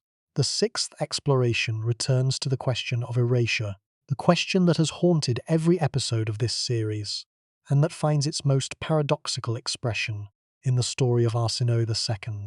The numbers are striking. Arsinoe II is, by any objective measure, the most important queen in Ptolemaic history, the most innovative, the most influential, and the most consequential for the dynasty's long-term development. She pioneered the sibling marriage that would define Ptolemaic dynastic practice for 2 centuries. She created the living deification that would transform the queen from a political figure into a theological one. She established the independent coin portrait that would project the queen's authority across the entire Mediterranean trading world. She built the institutional cult that would maintain the queen's divine status through the efforts of a dedicated priesthood funded by permanent endowments. She influenced military and diplomatic policy at the highest levels of the Ptolemaic state, and she is less famous, dramatically, overwhelmingly, almost absurdly less famous, than Cleopatra VII, a queen who inherited every one of these innovations and who, for all her formidable intelligence, political skill, and personal charisma, operated within a framework that had been designed 2 centuries earlier by a woman the world has largely forgotten. The erasure is not hostile. No one decided to forget Arsinoe. No Roman propagandist set out to destroy her reputation the way Octavian's publicists destroyed Cleopatra's. No subsequent pharaoh sent workmen with chisels to cut her name from the temple walls. No court historian rewrote her story to serve the needs of a later dynasty. The erasure is structural, a product of the very success of the innovations she introduced. Her innovations became so thoroughly normalized that they ceased to be innovations. They became the natural order of things, the way Ptolemaic queenship simply and naturally worked, the unremarkable background against which subsequent queens operated, and against which the subsequent ancient historians composed their narratives. Nobody thinks to credit the original inventor of the road when they admire the magnificent city built along it. Nobody pauses to remember the architect when they marvel at the finished building's beauty. Arsinoe designed the road. She drew the plans for the building, and the road and the building are all that remain. Her name attached to them in scholarly footnotes, but absent from the popular imagination, present in the specialized academic literature, but entirely invisible in the broader cultural memory of a world that knows Cleopatra's name and cannot place Arsinoe's. The process by which successful innovations become invisible is worth examining in detail, because it is the central mechanism of Arsinoe's disappearance from historical memory. When an innovation is first introduced, it is noticed, it is debated, discussed, celebrated, or criticized and attributed to its creator. The sibling marriage was noticed. It was debated by philosophers, celebrated by poets, mocked by satirists, and attributed specifically to Arsinoe and Ptolemy II. But as the innovation is repeated, as it becomes the standard practice of the dynasty, as subsequent kings and queens adopt it without question, it ceases to be noticed, it becomes background, it becomes the way things are done. The debate stops, the attribution fades, and the innovation becomes institutionalized, embedded in the structure so deeply that it is no longer visible as something that was once new, once controversial, once the creation of a specific person at a specific moment in history. The Ptolemaic monetary system provides a useful lens through which to understand this normalization. The closed currency zone that the Ptolemies maintained ensured that every coin in domestic circulations bore the image and message of the ruling dynasty. Arsinoe exploited this existing monetary system with extraordinary brilliance and political sophistication, using her specially designed gold octadrachms not merely as economic instruments, but as media of political communication that carried her portrait across the entire Mediterranean. But the exploitation was so successful that it became part of the system itself.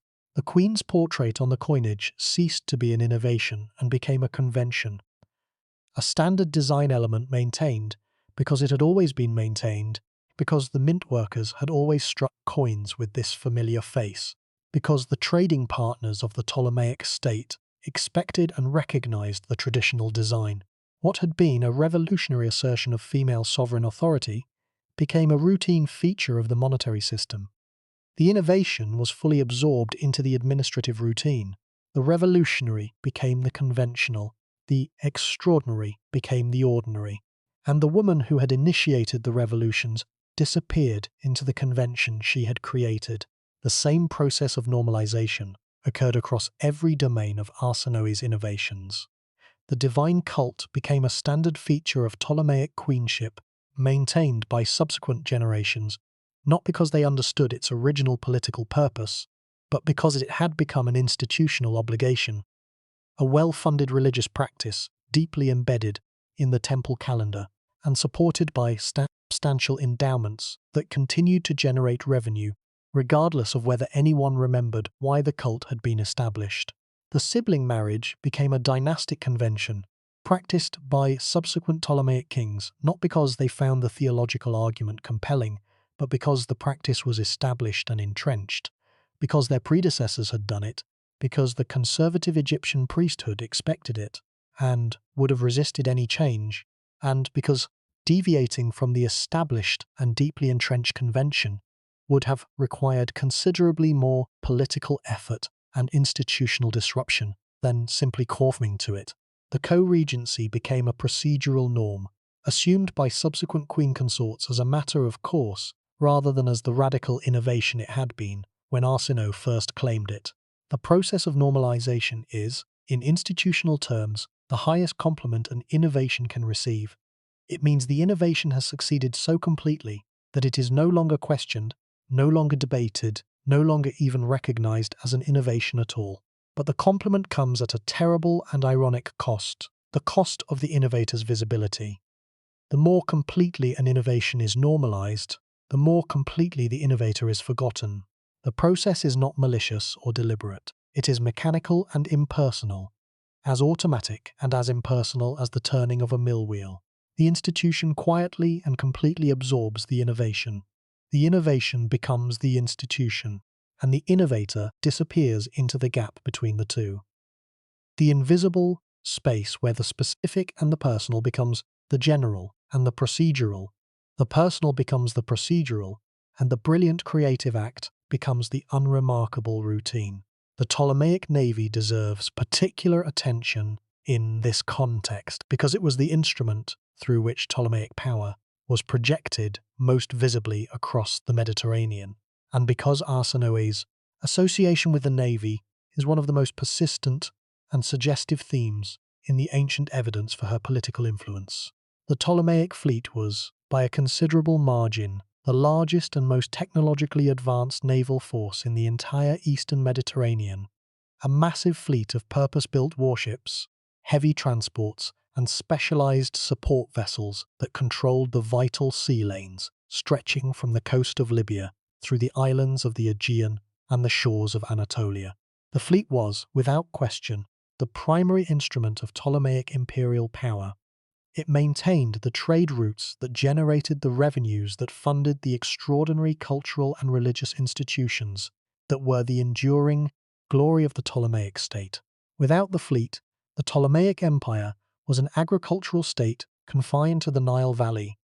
With the fleet, it was a maritime empire that projected its influence across half the ancient world. Some scholars have argued that Arsinoe took a particular interest in naval affairs, that she was associated with the Ptolemaic navy in ways that went beyond the ceremonial and that reflected genuine administrative and strategic involvement. Her identification with Aphrodite, the goddess who was, among her many other attributes, the patroness and protector of seafarers and the guardian of harbours, may reflect this association. The city of Arsinoe on the Red Sea coast, a port that served the trade routes connecting Egypt to the Horn of Africa, the Arabian Peninsula, and ultimately India, bore her name in perpetuity, suggesting a direct and substantive connection between the queen and the lucrative maritime commercial operations that were among the most lucrative enterprises of the Ptolemaic state. The evidence is fragmentary and the conclusions are tentative, but the pattern is consistent. The queen who built the system of Ptolemaic queenship may also have played a significant role in building the naval infrastructure that sustained the empire she served. The seventh exploration examines the physical evidence, the temples, inscriptions, and archaeological remains that survive from Arsinoe's reign and cult. The most important archaeological evidence for Arsinoe's cult comes from the temples of Upper Egypt, the great sanctuaries at Philae, Edfu, and Dendera, where the ambitious Ptolemaic temple-building program was most visibly active and where the royal cult was most visibly integrated into the Egyptian religious system. At Philae, the island temple complex dedicated to Isis, the Ptolemaic additions include reliefs that show the royal couple in the traditional pharaonic poses, performing the rituals that connected them to the divine order. Arsinoe appears in these reliefs wearing the double crown of Upper and Lower Egypt, the uraeus serpent on her brow, the traditional regalia of a pharaonic queen. The reliefs are formulaic. They follow the conventions of Egyptian temple decoration that had been established centuries before the Ptolemies, arrived in Egypt, but they confirm Arsinoe's integration into the Egyptian religious system at the deepest institutional level. The Fayum, the fertile depression southwest of Cairo that was one of the most intensively developed agricultural regions in Ptolemaic Egypt, provides additional evidence for Arsinoe's cult and her broader cultural presence. The city of Arsinoe, modern Fayum, was renamed in her honor, and the Fayum region as a whole was sometimes referred to as the Arsinoe Nome, a designation that persisted for centuries. The renaming of an entire administrative district in honor of a single queen was not merely a ceremonial honor. It was an administrative act that embedded Arsinoe's name in the daily operations of government, in the tax records and census rolls, and property deeds that constituted the bureaucratic machinery of the Ptolemaic state. The fertile Fayum region provides particularly rich and well-preserved archaeological evidence for Arsinoe's cultural presence and for the longevity of the institutions she created. The Arsinoe Nome, the formally designated administrative district that bore her name, was one of the most intensively developed agricultural regions in Ptolemaic Egypt.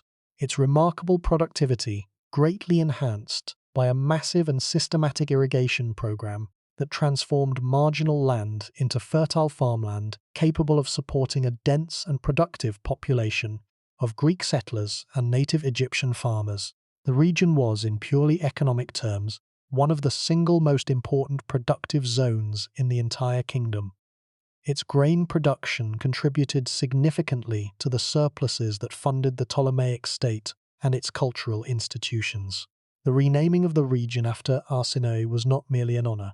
It was a statement about the Queen's association with the fundamental economic foundations of the entire Ptolemaic power structure, a declaration that the continuing agricultural prosperity of the region was intimately connected, in the minds of the dynasty and the priesthood, to the divine patronage of the Queen whose name it bore.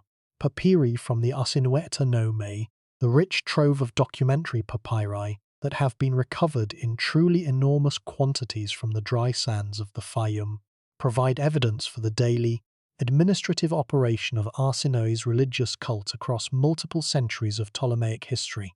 The dating formulas on these papyri include the name of the Canephoros, the basket-bearer of Arsinoe's cult, confirming that the cult was maintained as a functioning religious institution throughout the Ptolemaic period.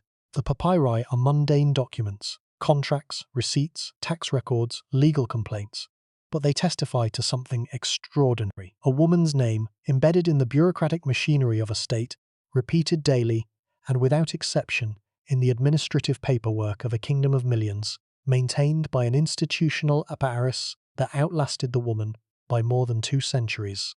Every contract signed in the Arsinoe Nome, every tax receipt issued, every legal judgment recorded, bore the name of the Canephoros of Arsinoe Philadelphus, a permanent, institutional, legally mandated, and administratively inescapable reminder that the Queen's officially proclaimed divine status was not merely a distant theological abstraction, but a practical and legally binding reality, woven into the very fabric of everyday administrative and commercial life.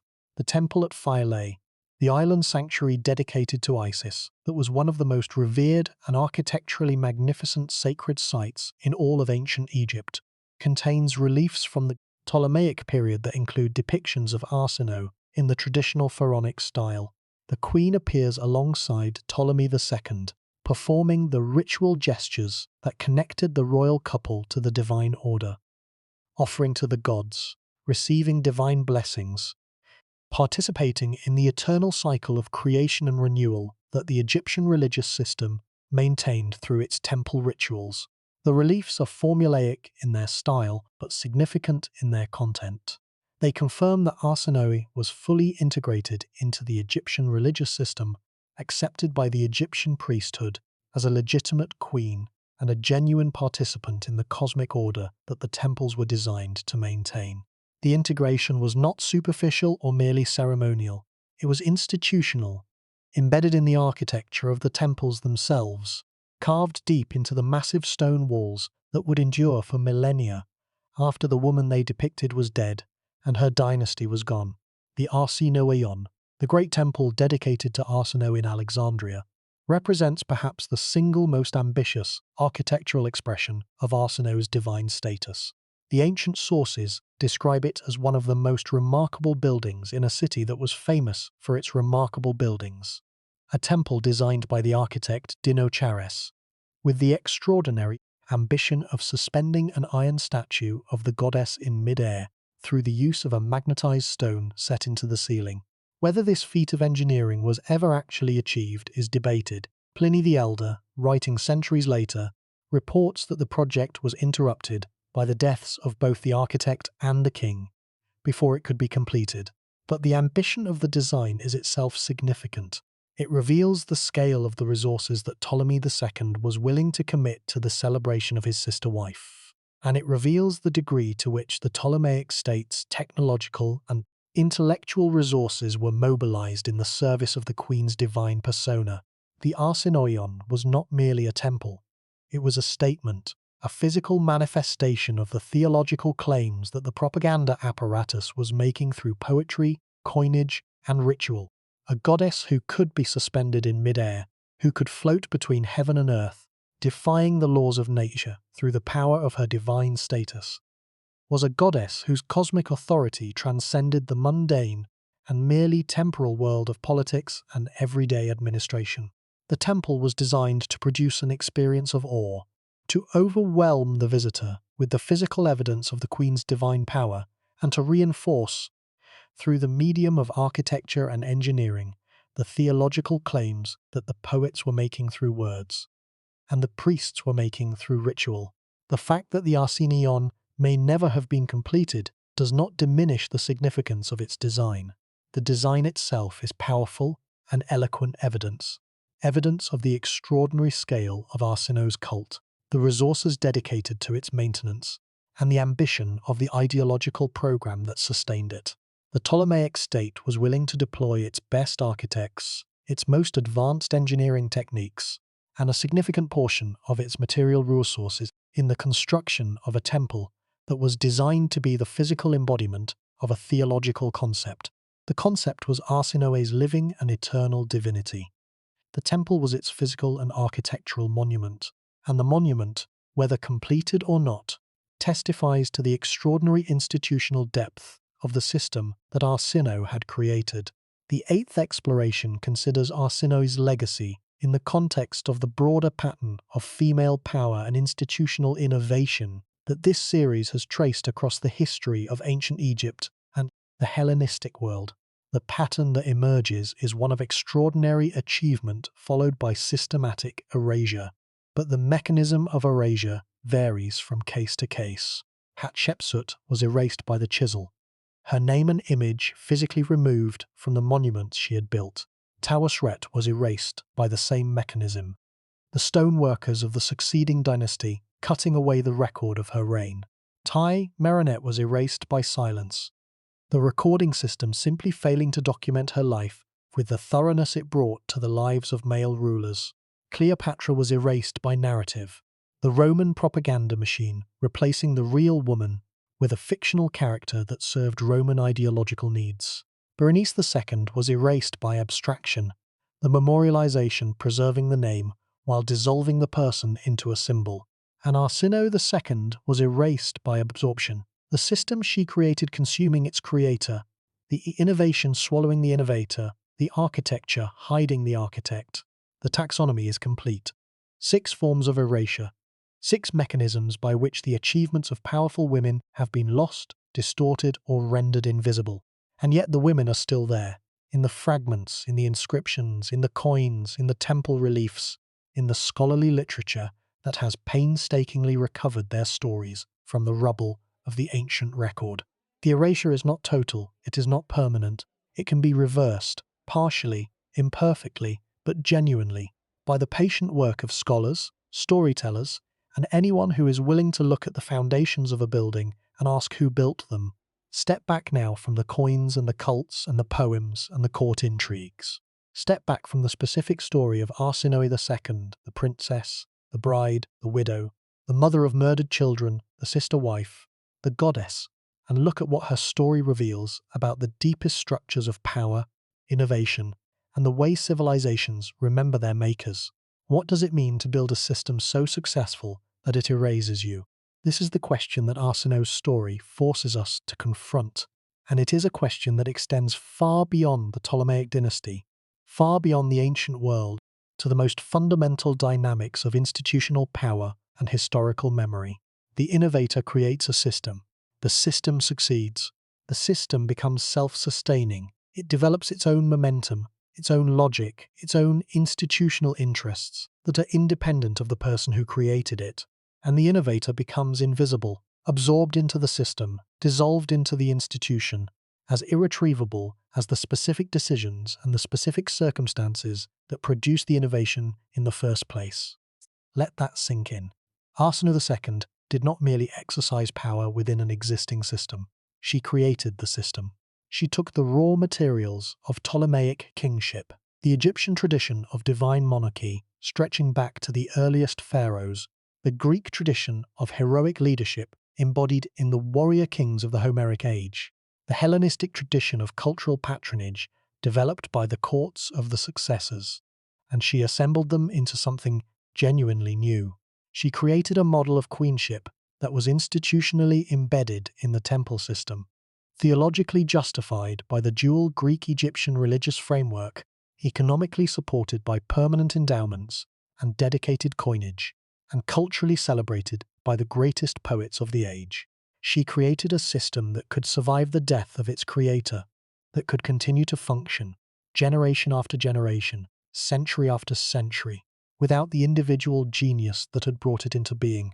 She created, in short, an institution, and institutions, by their very nature, are more durable than the individuals who create them. They outlast their creators. They outlive their originators.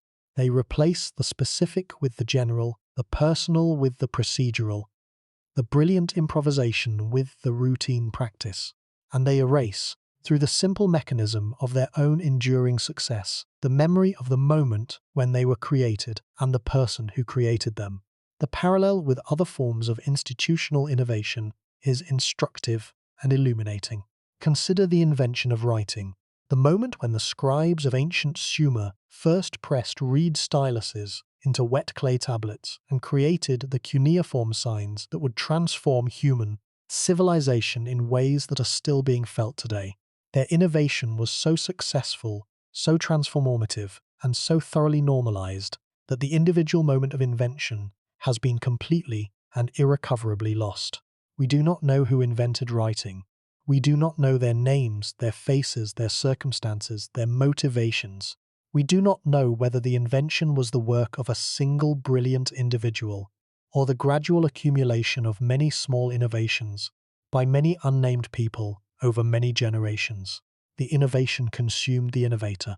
The system erased the person or persons who created it.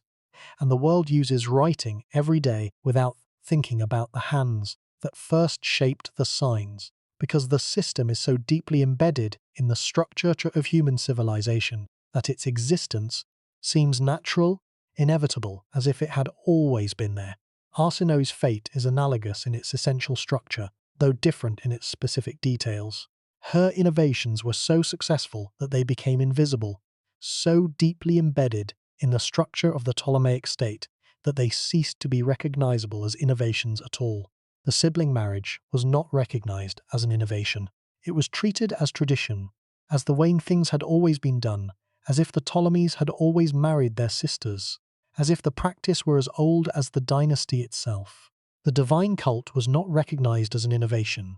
It was treated as theology, as a reflection of the natural order, as if the queen had always been a goddess, as if the temples had always stood and the priests had always served. The coin portrait was not recognized as an innovation. It was treated as convention, as the standard design of Ptolemaic coinage, as if queens had always appeared on coins, as if the octodrum had always borne a woman's face. Everything Arsinoe had created was absorbed into the fabric of the Ptolemaic world, and the very woman who had created it all was absorbed along with it, dissolved into the institution like salt dissolved into the sea. This is not science fiction. This is the actual and observable mechanism by which institutional innovation consistently works in human societies across cultures and centuries, and by which institutional innovators are systematically forgotten. The mechanism is not malicious, it is not deliberate, it is structural, a consequence of the way institutions operate, the way they perpetuate themselves, and the way they transform the specific and the personal into the general and the procedural. The mechanism operates not through hostility or conscious intent, but through the sheer overwhelming momentum of institutional success, the very success of the innovation ensuring that the innovation ceases to be remarkable and that the innovator ceases to be remembered. Let that sink in. The grief moment of Arsinoe's story is not the murder of her children, though that murder is one of the most devastating events in any of the lives we have examined in this series, a moment of cruelty so extreme that even the ancient historians, as accustomed as they were to the violence of the successor wars, described it with evident horror.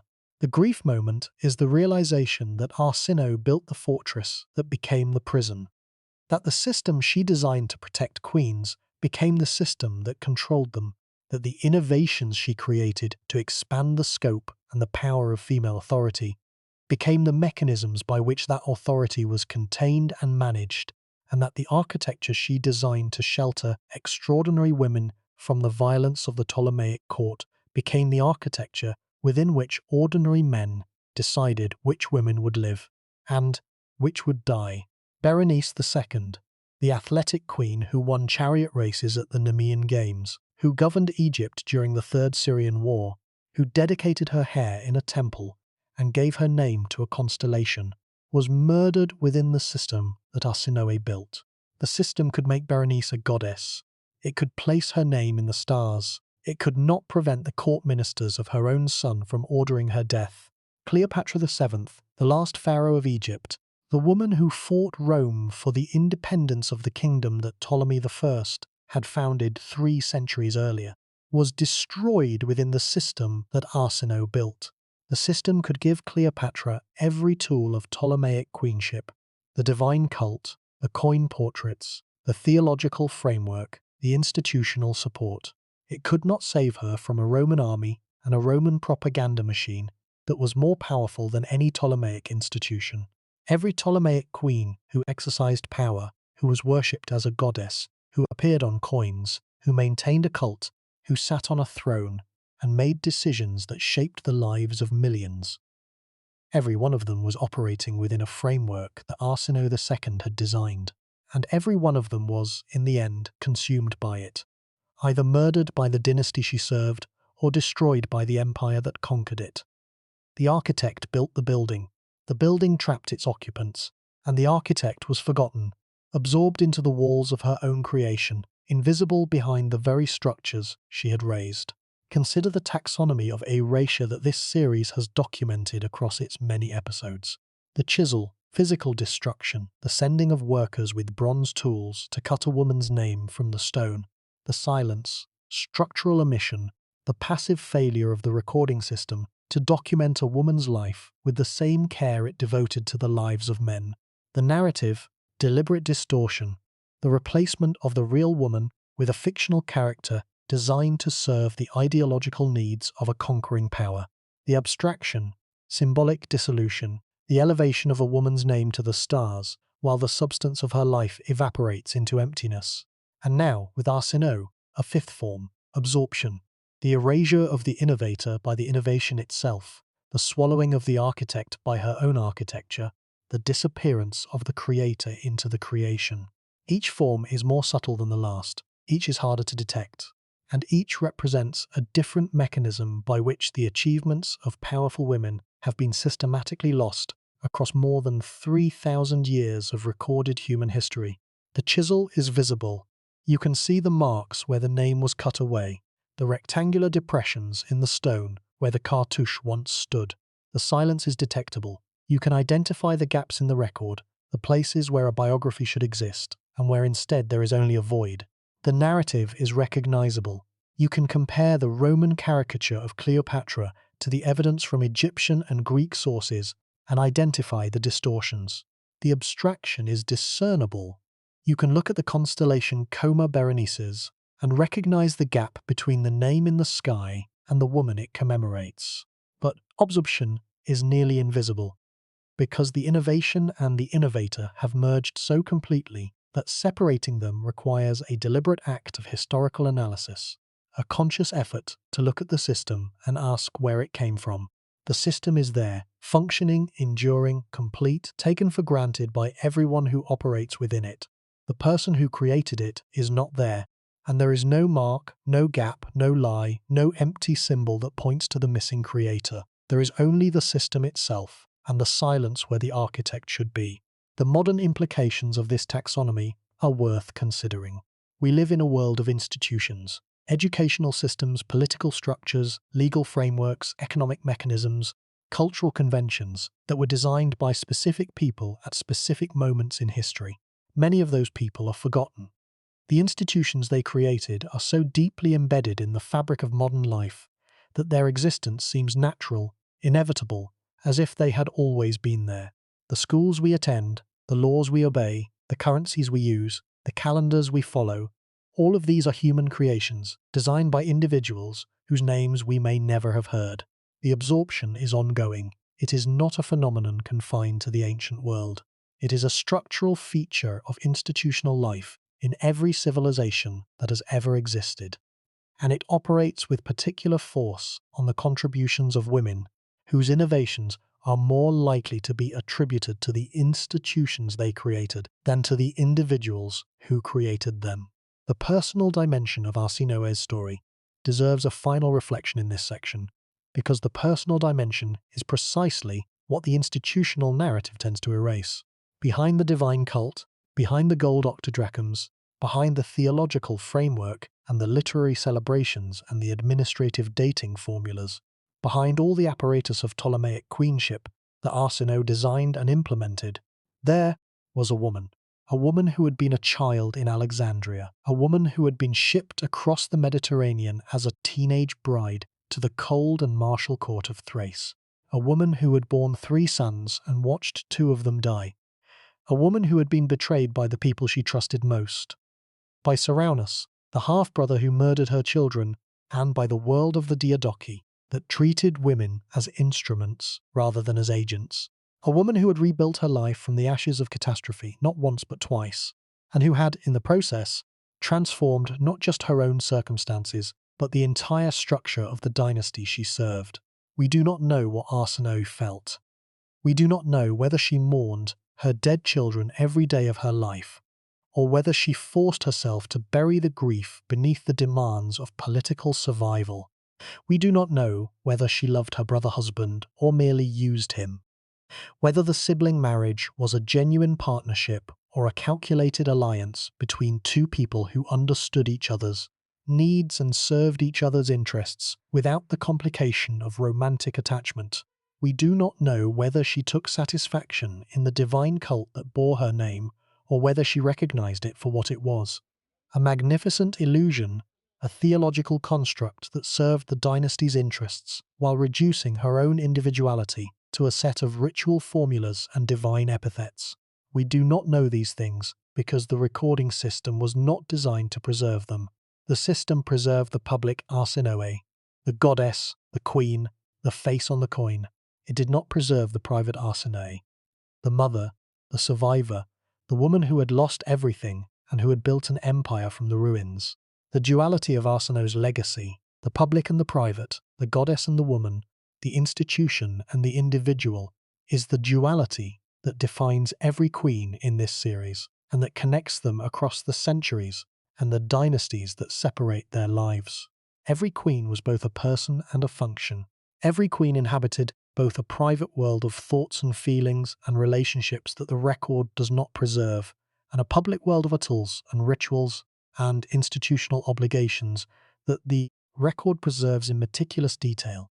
The gap between these 2 worlds, the public and the private, the institutional and the personal, is the gap that historical memory has always struggled and usually failed to bridge, and that the ancient recording systems made no effort to bridge at all. The private dimension was, from the perspective of the ancient record keepers, irrelevant. What mattered was the function, the divine queen, the great royal wife, the daughter of Isis, the lady of the two lands.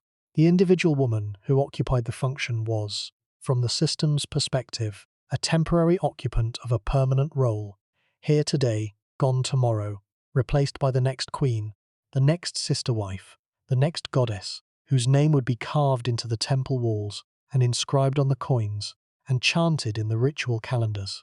The private Arsinoe is gone. The public Arsinoe remains, in fragments, in coins, in inscriptions, in the scholarly literature that has patiently reassembled the outline of her life from the debris of the ancient record. The gap between the two, between the person who existed and the persona that survives, is the gap that defines every life we have examined in this series, and it is the gap that reminds us, with quiet and persistent force, that the history we possess is not the history that happened. It is only the history that the recording systems chose to preserve.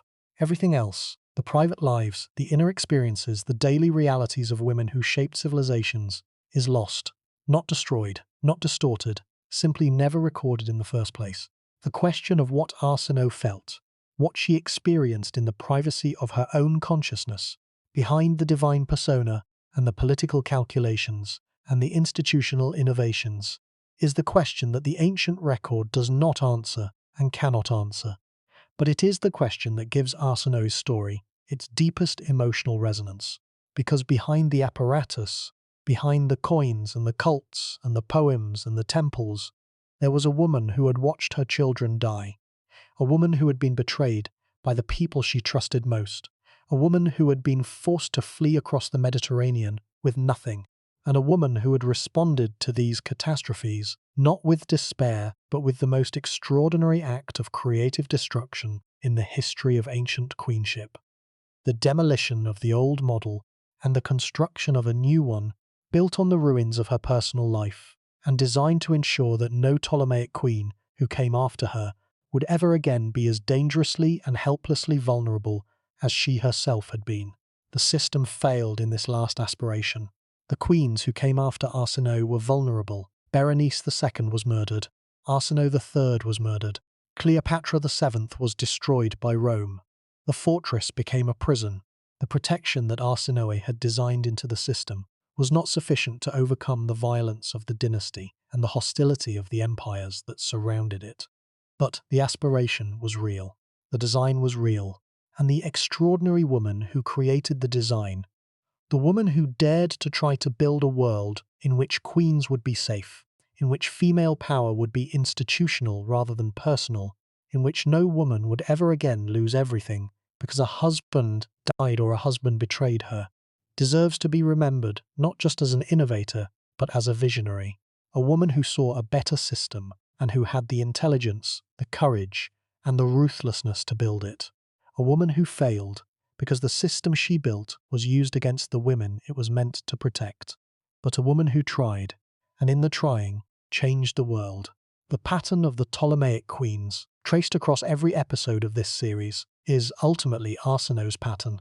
Every innovation that subsequent queens exploited, every institution they inhabited, every title they bore, every coin that carried their portraits, every temple that housed their cults, all of it traces back, through the chain of institutional inheritance, to the woman who first imagined it in the aftermath of personal catastrophe, first implemented it against enormous cultural resistance, and first demonstrated through her own extraordinary career that it could actually work.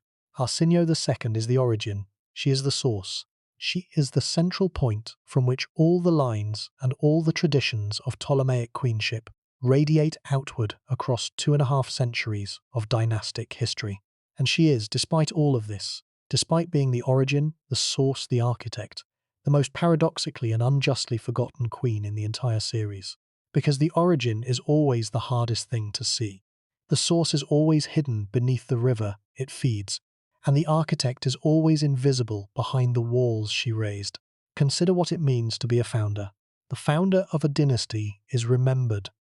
Ptolemy I Soter, the general who seized Egypt and established the Ptolemaic state, is a figure of historical significance whose name appears in every textbook that covers the Hellenistic period. The founder of a religion is remembered. The prophets and the teachers, whose visions became the faiths that billions of people practice today. The founder of a city is remembered.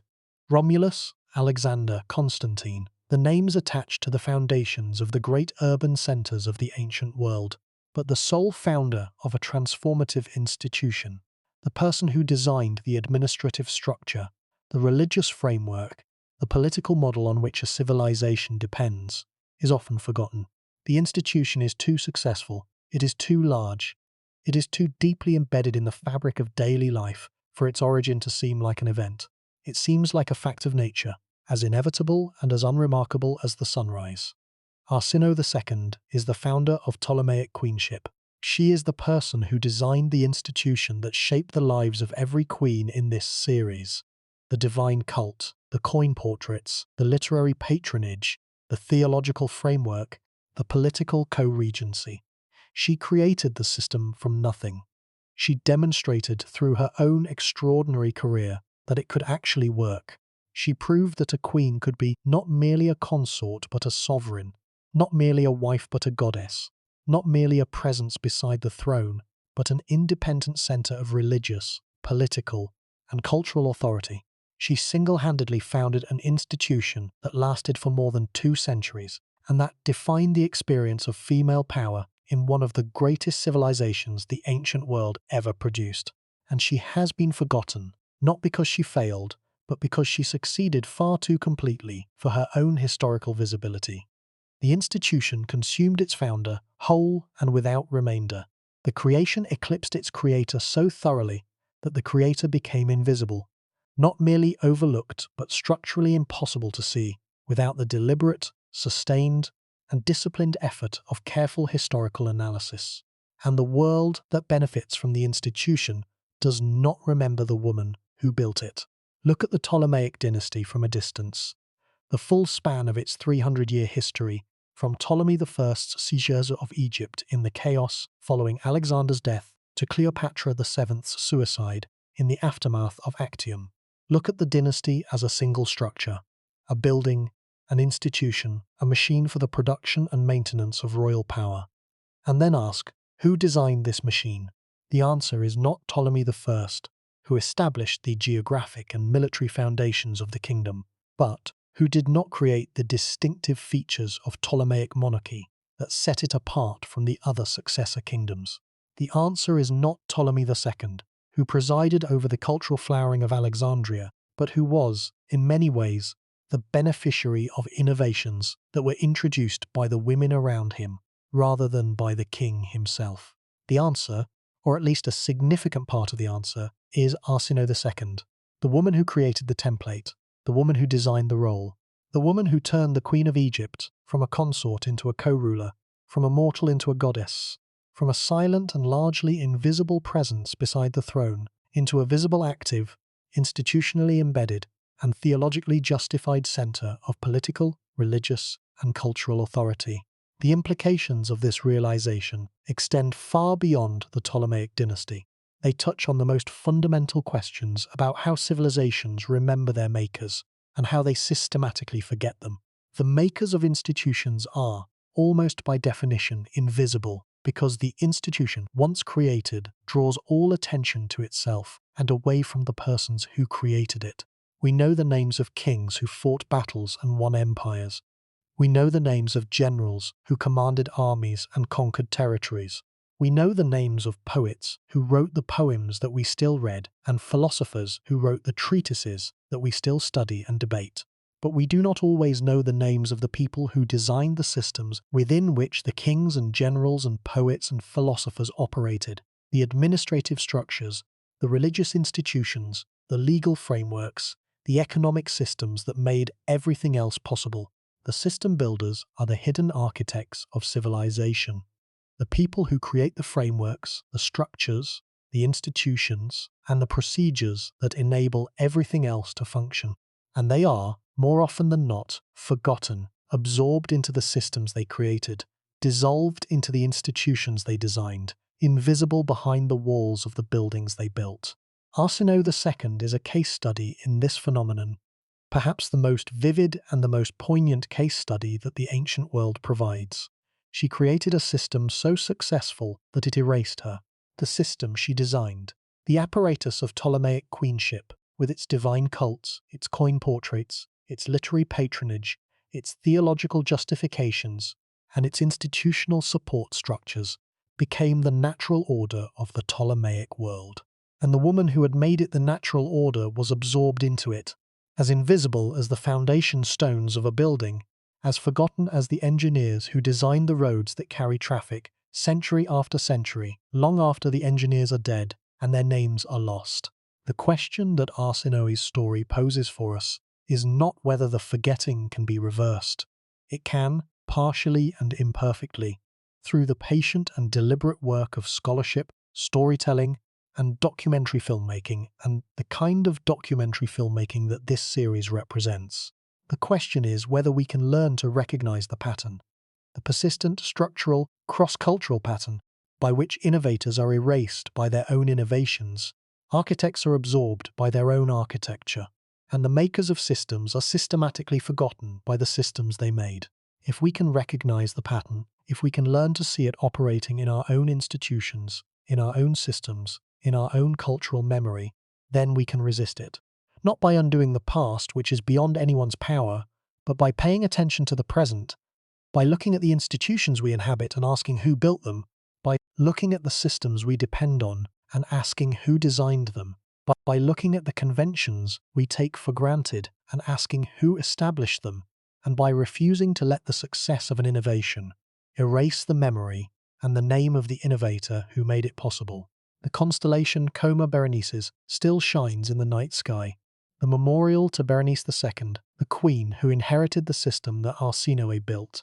The gold octadrachms of Arsinoe still sit in museum cases around the world, in the British Museum in London, in the Bibliothèque Nationale in Paris, in the Egyptian Museum in Cairo, in the collections of universities and private collectors scattered across Europe and North America.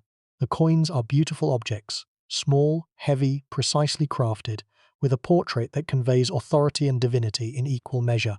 They are held behind glass, labelled with catalogue numbers, studied by numismatists who measure their weight and analyse their metal composition, and trace the sequence of dies from which they were struck. They are, in their museum cases, both preserved and imprisoned, objects whose original function was to circulate, to pass from hand to hand, to carry the Queen's image into the daily transactions of millions of people, and that now sit motionless in climate-controlled rooms, seen by visitors who glance at them for a few seconds before moving on to the next display. The temple ruins that housed Arsinoe's cult still stand, or their remains do, in the Nile Valley and the Fayum, in the great sanctuaries of Upper Egypt, where the Ptolemaic building program left its most enduring mark on the Egyptian landscape. At Philae, at Edfu, at Dendera, the temples where the Ptolemaic rulers were depicted in the traditional pharaonic poses, performing the rituals that connected them to the cosmic order. The reliefs that include Arsinoe's image can still be seen, carved into the stone with the precision and the conservatism that characterized Egyptian temple art across 3 millennia. The reliefs are formulaic. They follow conventions that had been established centuries before the Ptolemies arrived, but they testify to Arsinoe's integration into the deepest structures of Egyptian religious life, her acceptance by the Egyptian priesthood as a legitimate queen and a genuine goddess. The cult inscriptions are in the archives. The Mendes Stela, the dating formulas that bear the name of the Canephoros, the administrative records that document the economic operations of the cult's priestly establishment. These documents are read by specialists, papyrologists, epigraphers, historians of religion, who extract from their dry administrative language the evidence for a religious institution that was, for more than 2 centuries, one of the most important in the Egyptian temple system. The documents are technical and their language is formal, but they testify to something extraordinary. A single woman's name permanently embedded in the vast bureaucratic machinery of a state, repeated daily in the dating formulas of every official document, maintained by a priestly establishment that outlasted the woman by generations. The evidence is there, the fragments are there, the story is there, waiting to be assembled into a narrative that does justice to the woman who created the system that the fragments document. And the architect, the woman who built the system, who designed the architecture, who created the template that every subsequent queen would inherit and inhabit, is there too, if you know where to look, and if you are willing to make the effort that the looking requires. Not in the spotlight. She was never in the spotlight, even during her own lifetime, because the spotlight was always on the system rather than on the person who created it. Not on the stage. The stage was always occupied by the divine persona, the goddess Arsinoe, the theological construct that the cult maintained, and that the coins and the temple reliefs and the literary celebrations projected across the Mediterranean world. But in the foundations, in the structure, in the bones of the building itself, in the institutional architecture that every Ptolemaic queen would inhabit, that every Ptolemaic king would maintain, and that the Ptolemaic dynasty would preserve for 2 centuries after the woman who designed it, was dead and buried and largely forgotten. The question is whether the modern world can do better than the ancient one. Whether the recording systems we have built, the historical narratives we have constructed, and the cultural memories we have cultivated can resist the structural forces that produce erasure. The answer is uncertain. The forces are powerful, institutional, cultural, economic, and they operate with a consistency across time and across civilizations that suggests they are features of institutional life itself rather than contingent historical accidents. But the forces are not irresistible. They can be identified. They can be analyzed. They can be named, as this series has named them, one by one, from the chisel to the silence to the narrative, to the abstraction to the absorption. And what can be named can be resisted. Not perfectly, not completely, but genuinely, through the deliberate and sustained effort of scholars, educators, storytellers, and anyone who believes that the full and honest history of human civilization necessarily includes the women who designed and built its institutions, and not merely the men who inherited them. The gold octadrachms in the museum cases are evidence. The temple reliefs in the Nile Valley are evidence. The dating formulas in the papyri are evidence. The poems of Theocritus and Callimachus are evidence. And the story told in this documentary, assembled from all of these fragments, pieced together with the care and the humility that the incomplete record demands, is also evidence. Evidence that the long forgetting can at last begin to be reversed. Evidence that the vanished architect can be found behind the walls she raised. Proof that the system does not inevitably and necessarily have to erase the person who created it, if we are genuinely willing to look closely, to ask the right questions, and to remember. The work of historical recovery is not merely an academic exercise. It is an act of historical justice, a small but genuine correction of the imbalance that has characterized historical memory for 3,000 years. The women who built the institutions of the ancient world deserve to be remembered alongside the men who inherited those institutions, and the persistent failure to remember them is not a neutral or innocent omission but an active injustice, perpetuated by every subsequent generation that uses the institutions without acknowledging their creators, that drives along the roads every day without ever pausing to ask who first cleared the path and laid the stones, that lives and works inside the buildings without knowing or caring who originally designed them. Arsinoe II designed the building. She laid the foundation stones. She raised the walls. She created the system of divine cult, coin portraiture, literary patronage, and political co-regency that would define the experience of queenship in one of the greatest dynasties of the ancient world. She did this while recovering from the murder of her children. She did this while navigating the scandal of a sibling marriage that violated every convention of the culture she inhabited. She did this while competing with, and ultimately displacing, a rival queen who had occupied the throne before her. She accomplished all of this with the extraordinary intelligence, the unflinching ruthlessness, and the creative vision of a woman who understood that the only reliable protection in a dangerous world was institutional power. Power that was embedded in the fabric of the state itself. Power that could not be stolen, could not be revoked, could not be taken away by the death of a husband or the betrayal of a treacherous brother. The system remembers the system, but we can remember the woman. There was once a woman who married 3 kings. The first was a warrior 60 years old, She bore him sons. She may have persuaded him to kill his eldest child from another marriage, and when he fell on a battlefield, in the last great battle of the Wars of the Successors, she was left alone with 3 small boys and no protector in a world that killed unprotected women and their children. The second was a murderer. He promised to protect her sons. He killed them instead, stabbed them, according to the ancient sources, while their mother fought and screamed. She fled with nothing.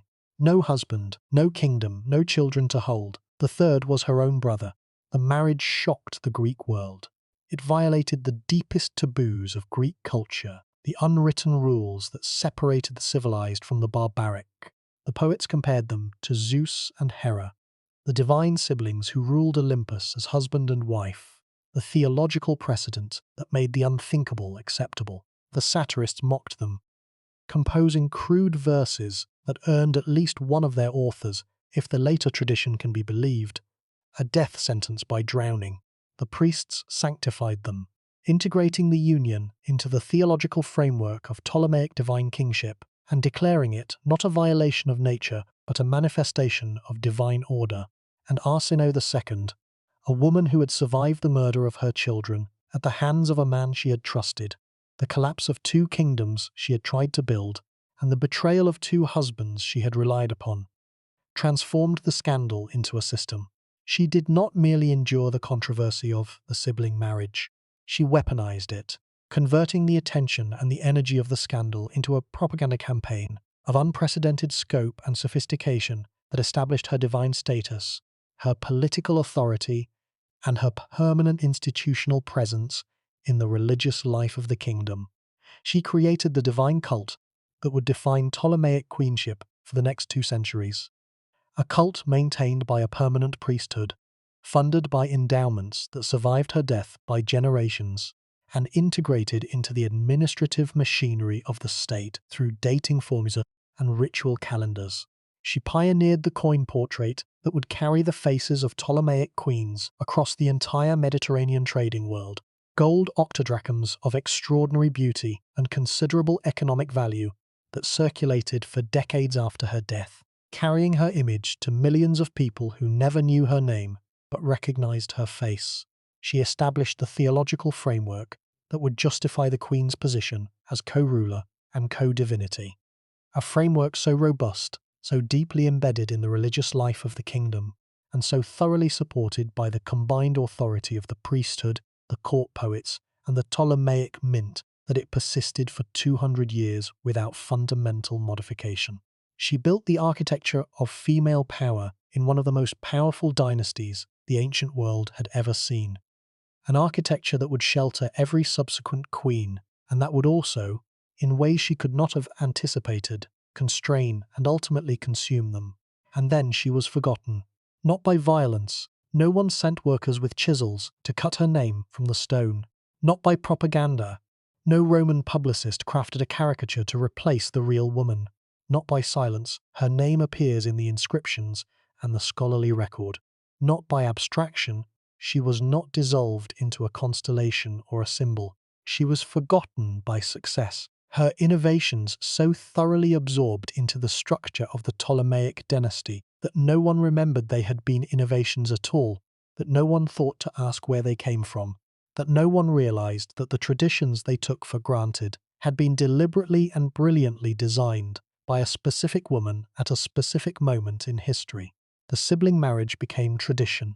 The divine cult became theology. The coin portrait became convention. The co-regency became procedure.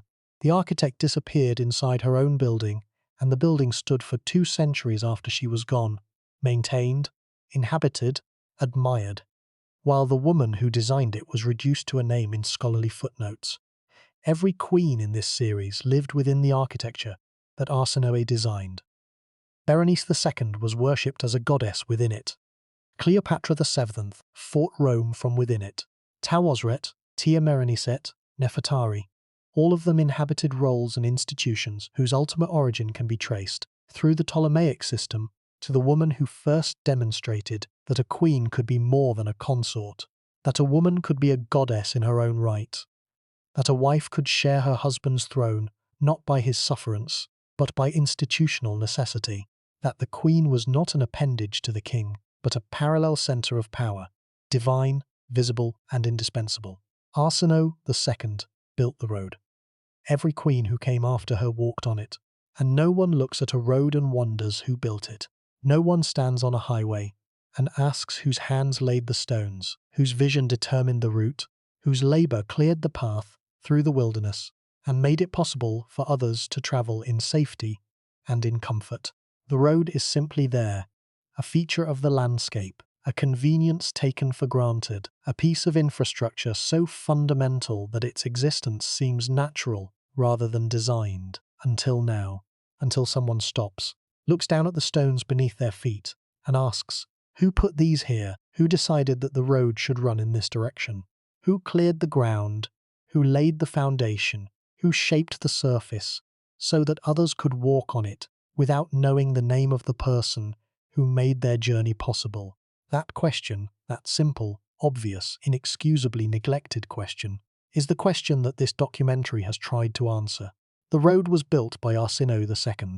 The architecture was designed by a woman who had lost everything: her kingdoms, her children, her safety, her trust in the world, and who had rebuilt everything from the ashes of catastrophe, constructing not merely a personal recovery, but an institutional transformation that would endure for 2 centuries after her death. The road she built runs through every episode of this series. When we examine Nefertari, we were walking on Arsinoe's road, the road of the divine queen, the queen whose image was painted on tomb walls and whose cult was maintained in temples. When we examined Tawasret, we were walking on Arsinoe's road, the road of the female pharaoh, the queen who claimed sovereign authority in her own right. When we examined Cleopatra, we were walking on Arsinoe's road, the road of the queen who appeared on coins, who maintained diplomatic relationships, who conducted military campaigns, who was worshipped as a goddess across 2 continents. The road was always there. The woman who built it was always forgotten, until now. She was as a princess who became a pawn who became a queen who became a widow who became a victim who became an architect, and an architect who was absorbed into the building she designed. The single most influential woman in 3 centuries of Ptolemaic history, and paradoxically the most thoroughly and unjustly forgotten. The gold octadrams are in the museums, the temple ruins are in the Nile Valley, the cult inscriptions are in the archives. The evidence is there, scattered, fragmentary, but real. And now, for anyone who has listened this far, the story is there too. The full and extraordinary story of the remarkable woman who built the system, the woman who designed the architecture, the woman who created the role that every subsequent queen would inherit, inhabit, and, in the end, be consumed by. The architect is no longer invisible. She has been found behind the walls she raised, in the foundations she laid, in the system she designed. The foundations have been uncovered, and the building, the extraordinary, enduring, beautiful, terrible building that Arsinoe II spent her life constructing, can finally be seen for what it is. Not just an institution, but a monument to the woman who created it. A woman whose name should be spoken with respect, with recognition, with gratitude, alongside every single queen who ever lived within her walls. A woman who deserves to be remembered not as a footnote in the history of a dynasty, but as a founder, the sole founder of a transformative institution, the architect of a system, the designer of the framework within which every subsequent queen lived, governed, was worshipped, and died. Not as a shadow standing behind the throne, but as the original source of the light that illuminated every queen who came after her. The system endures across the centuries. The architect has at last been found, and she will not be forgotten again.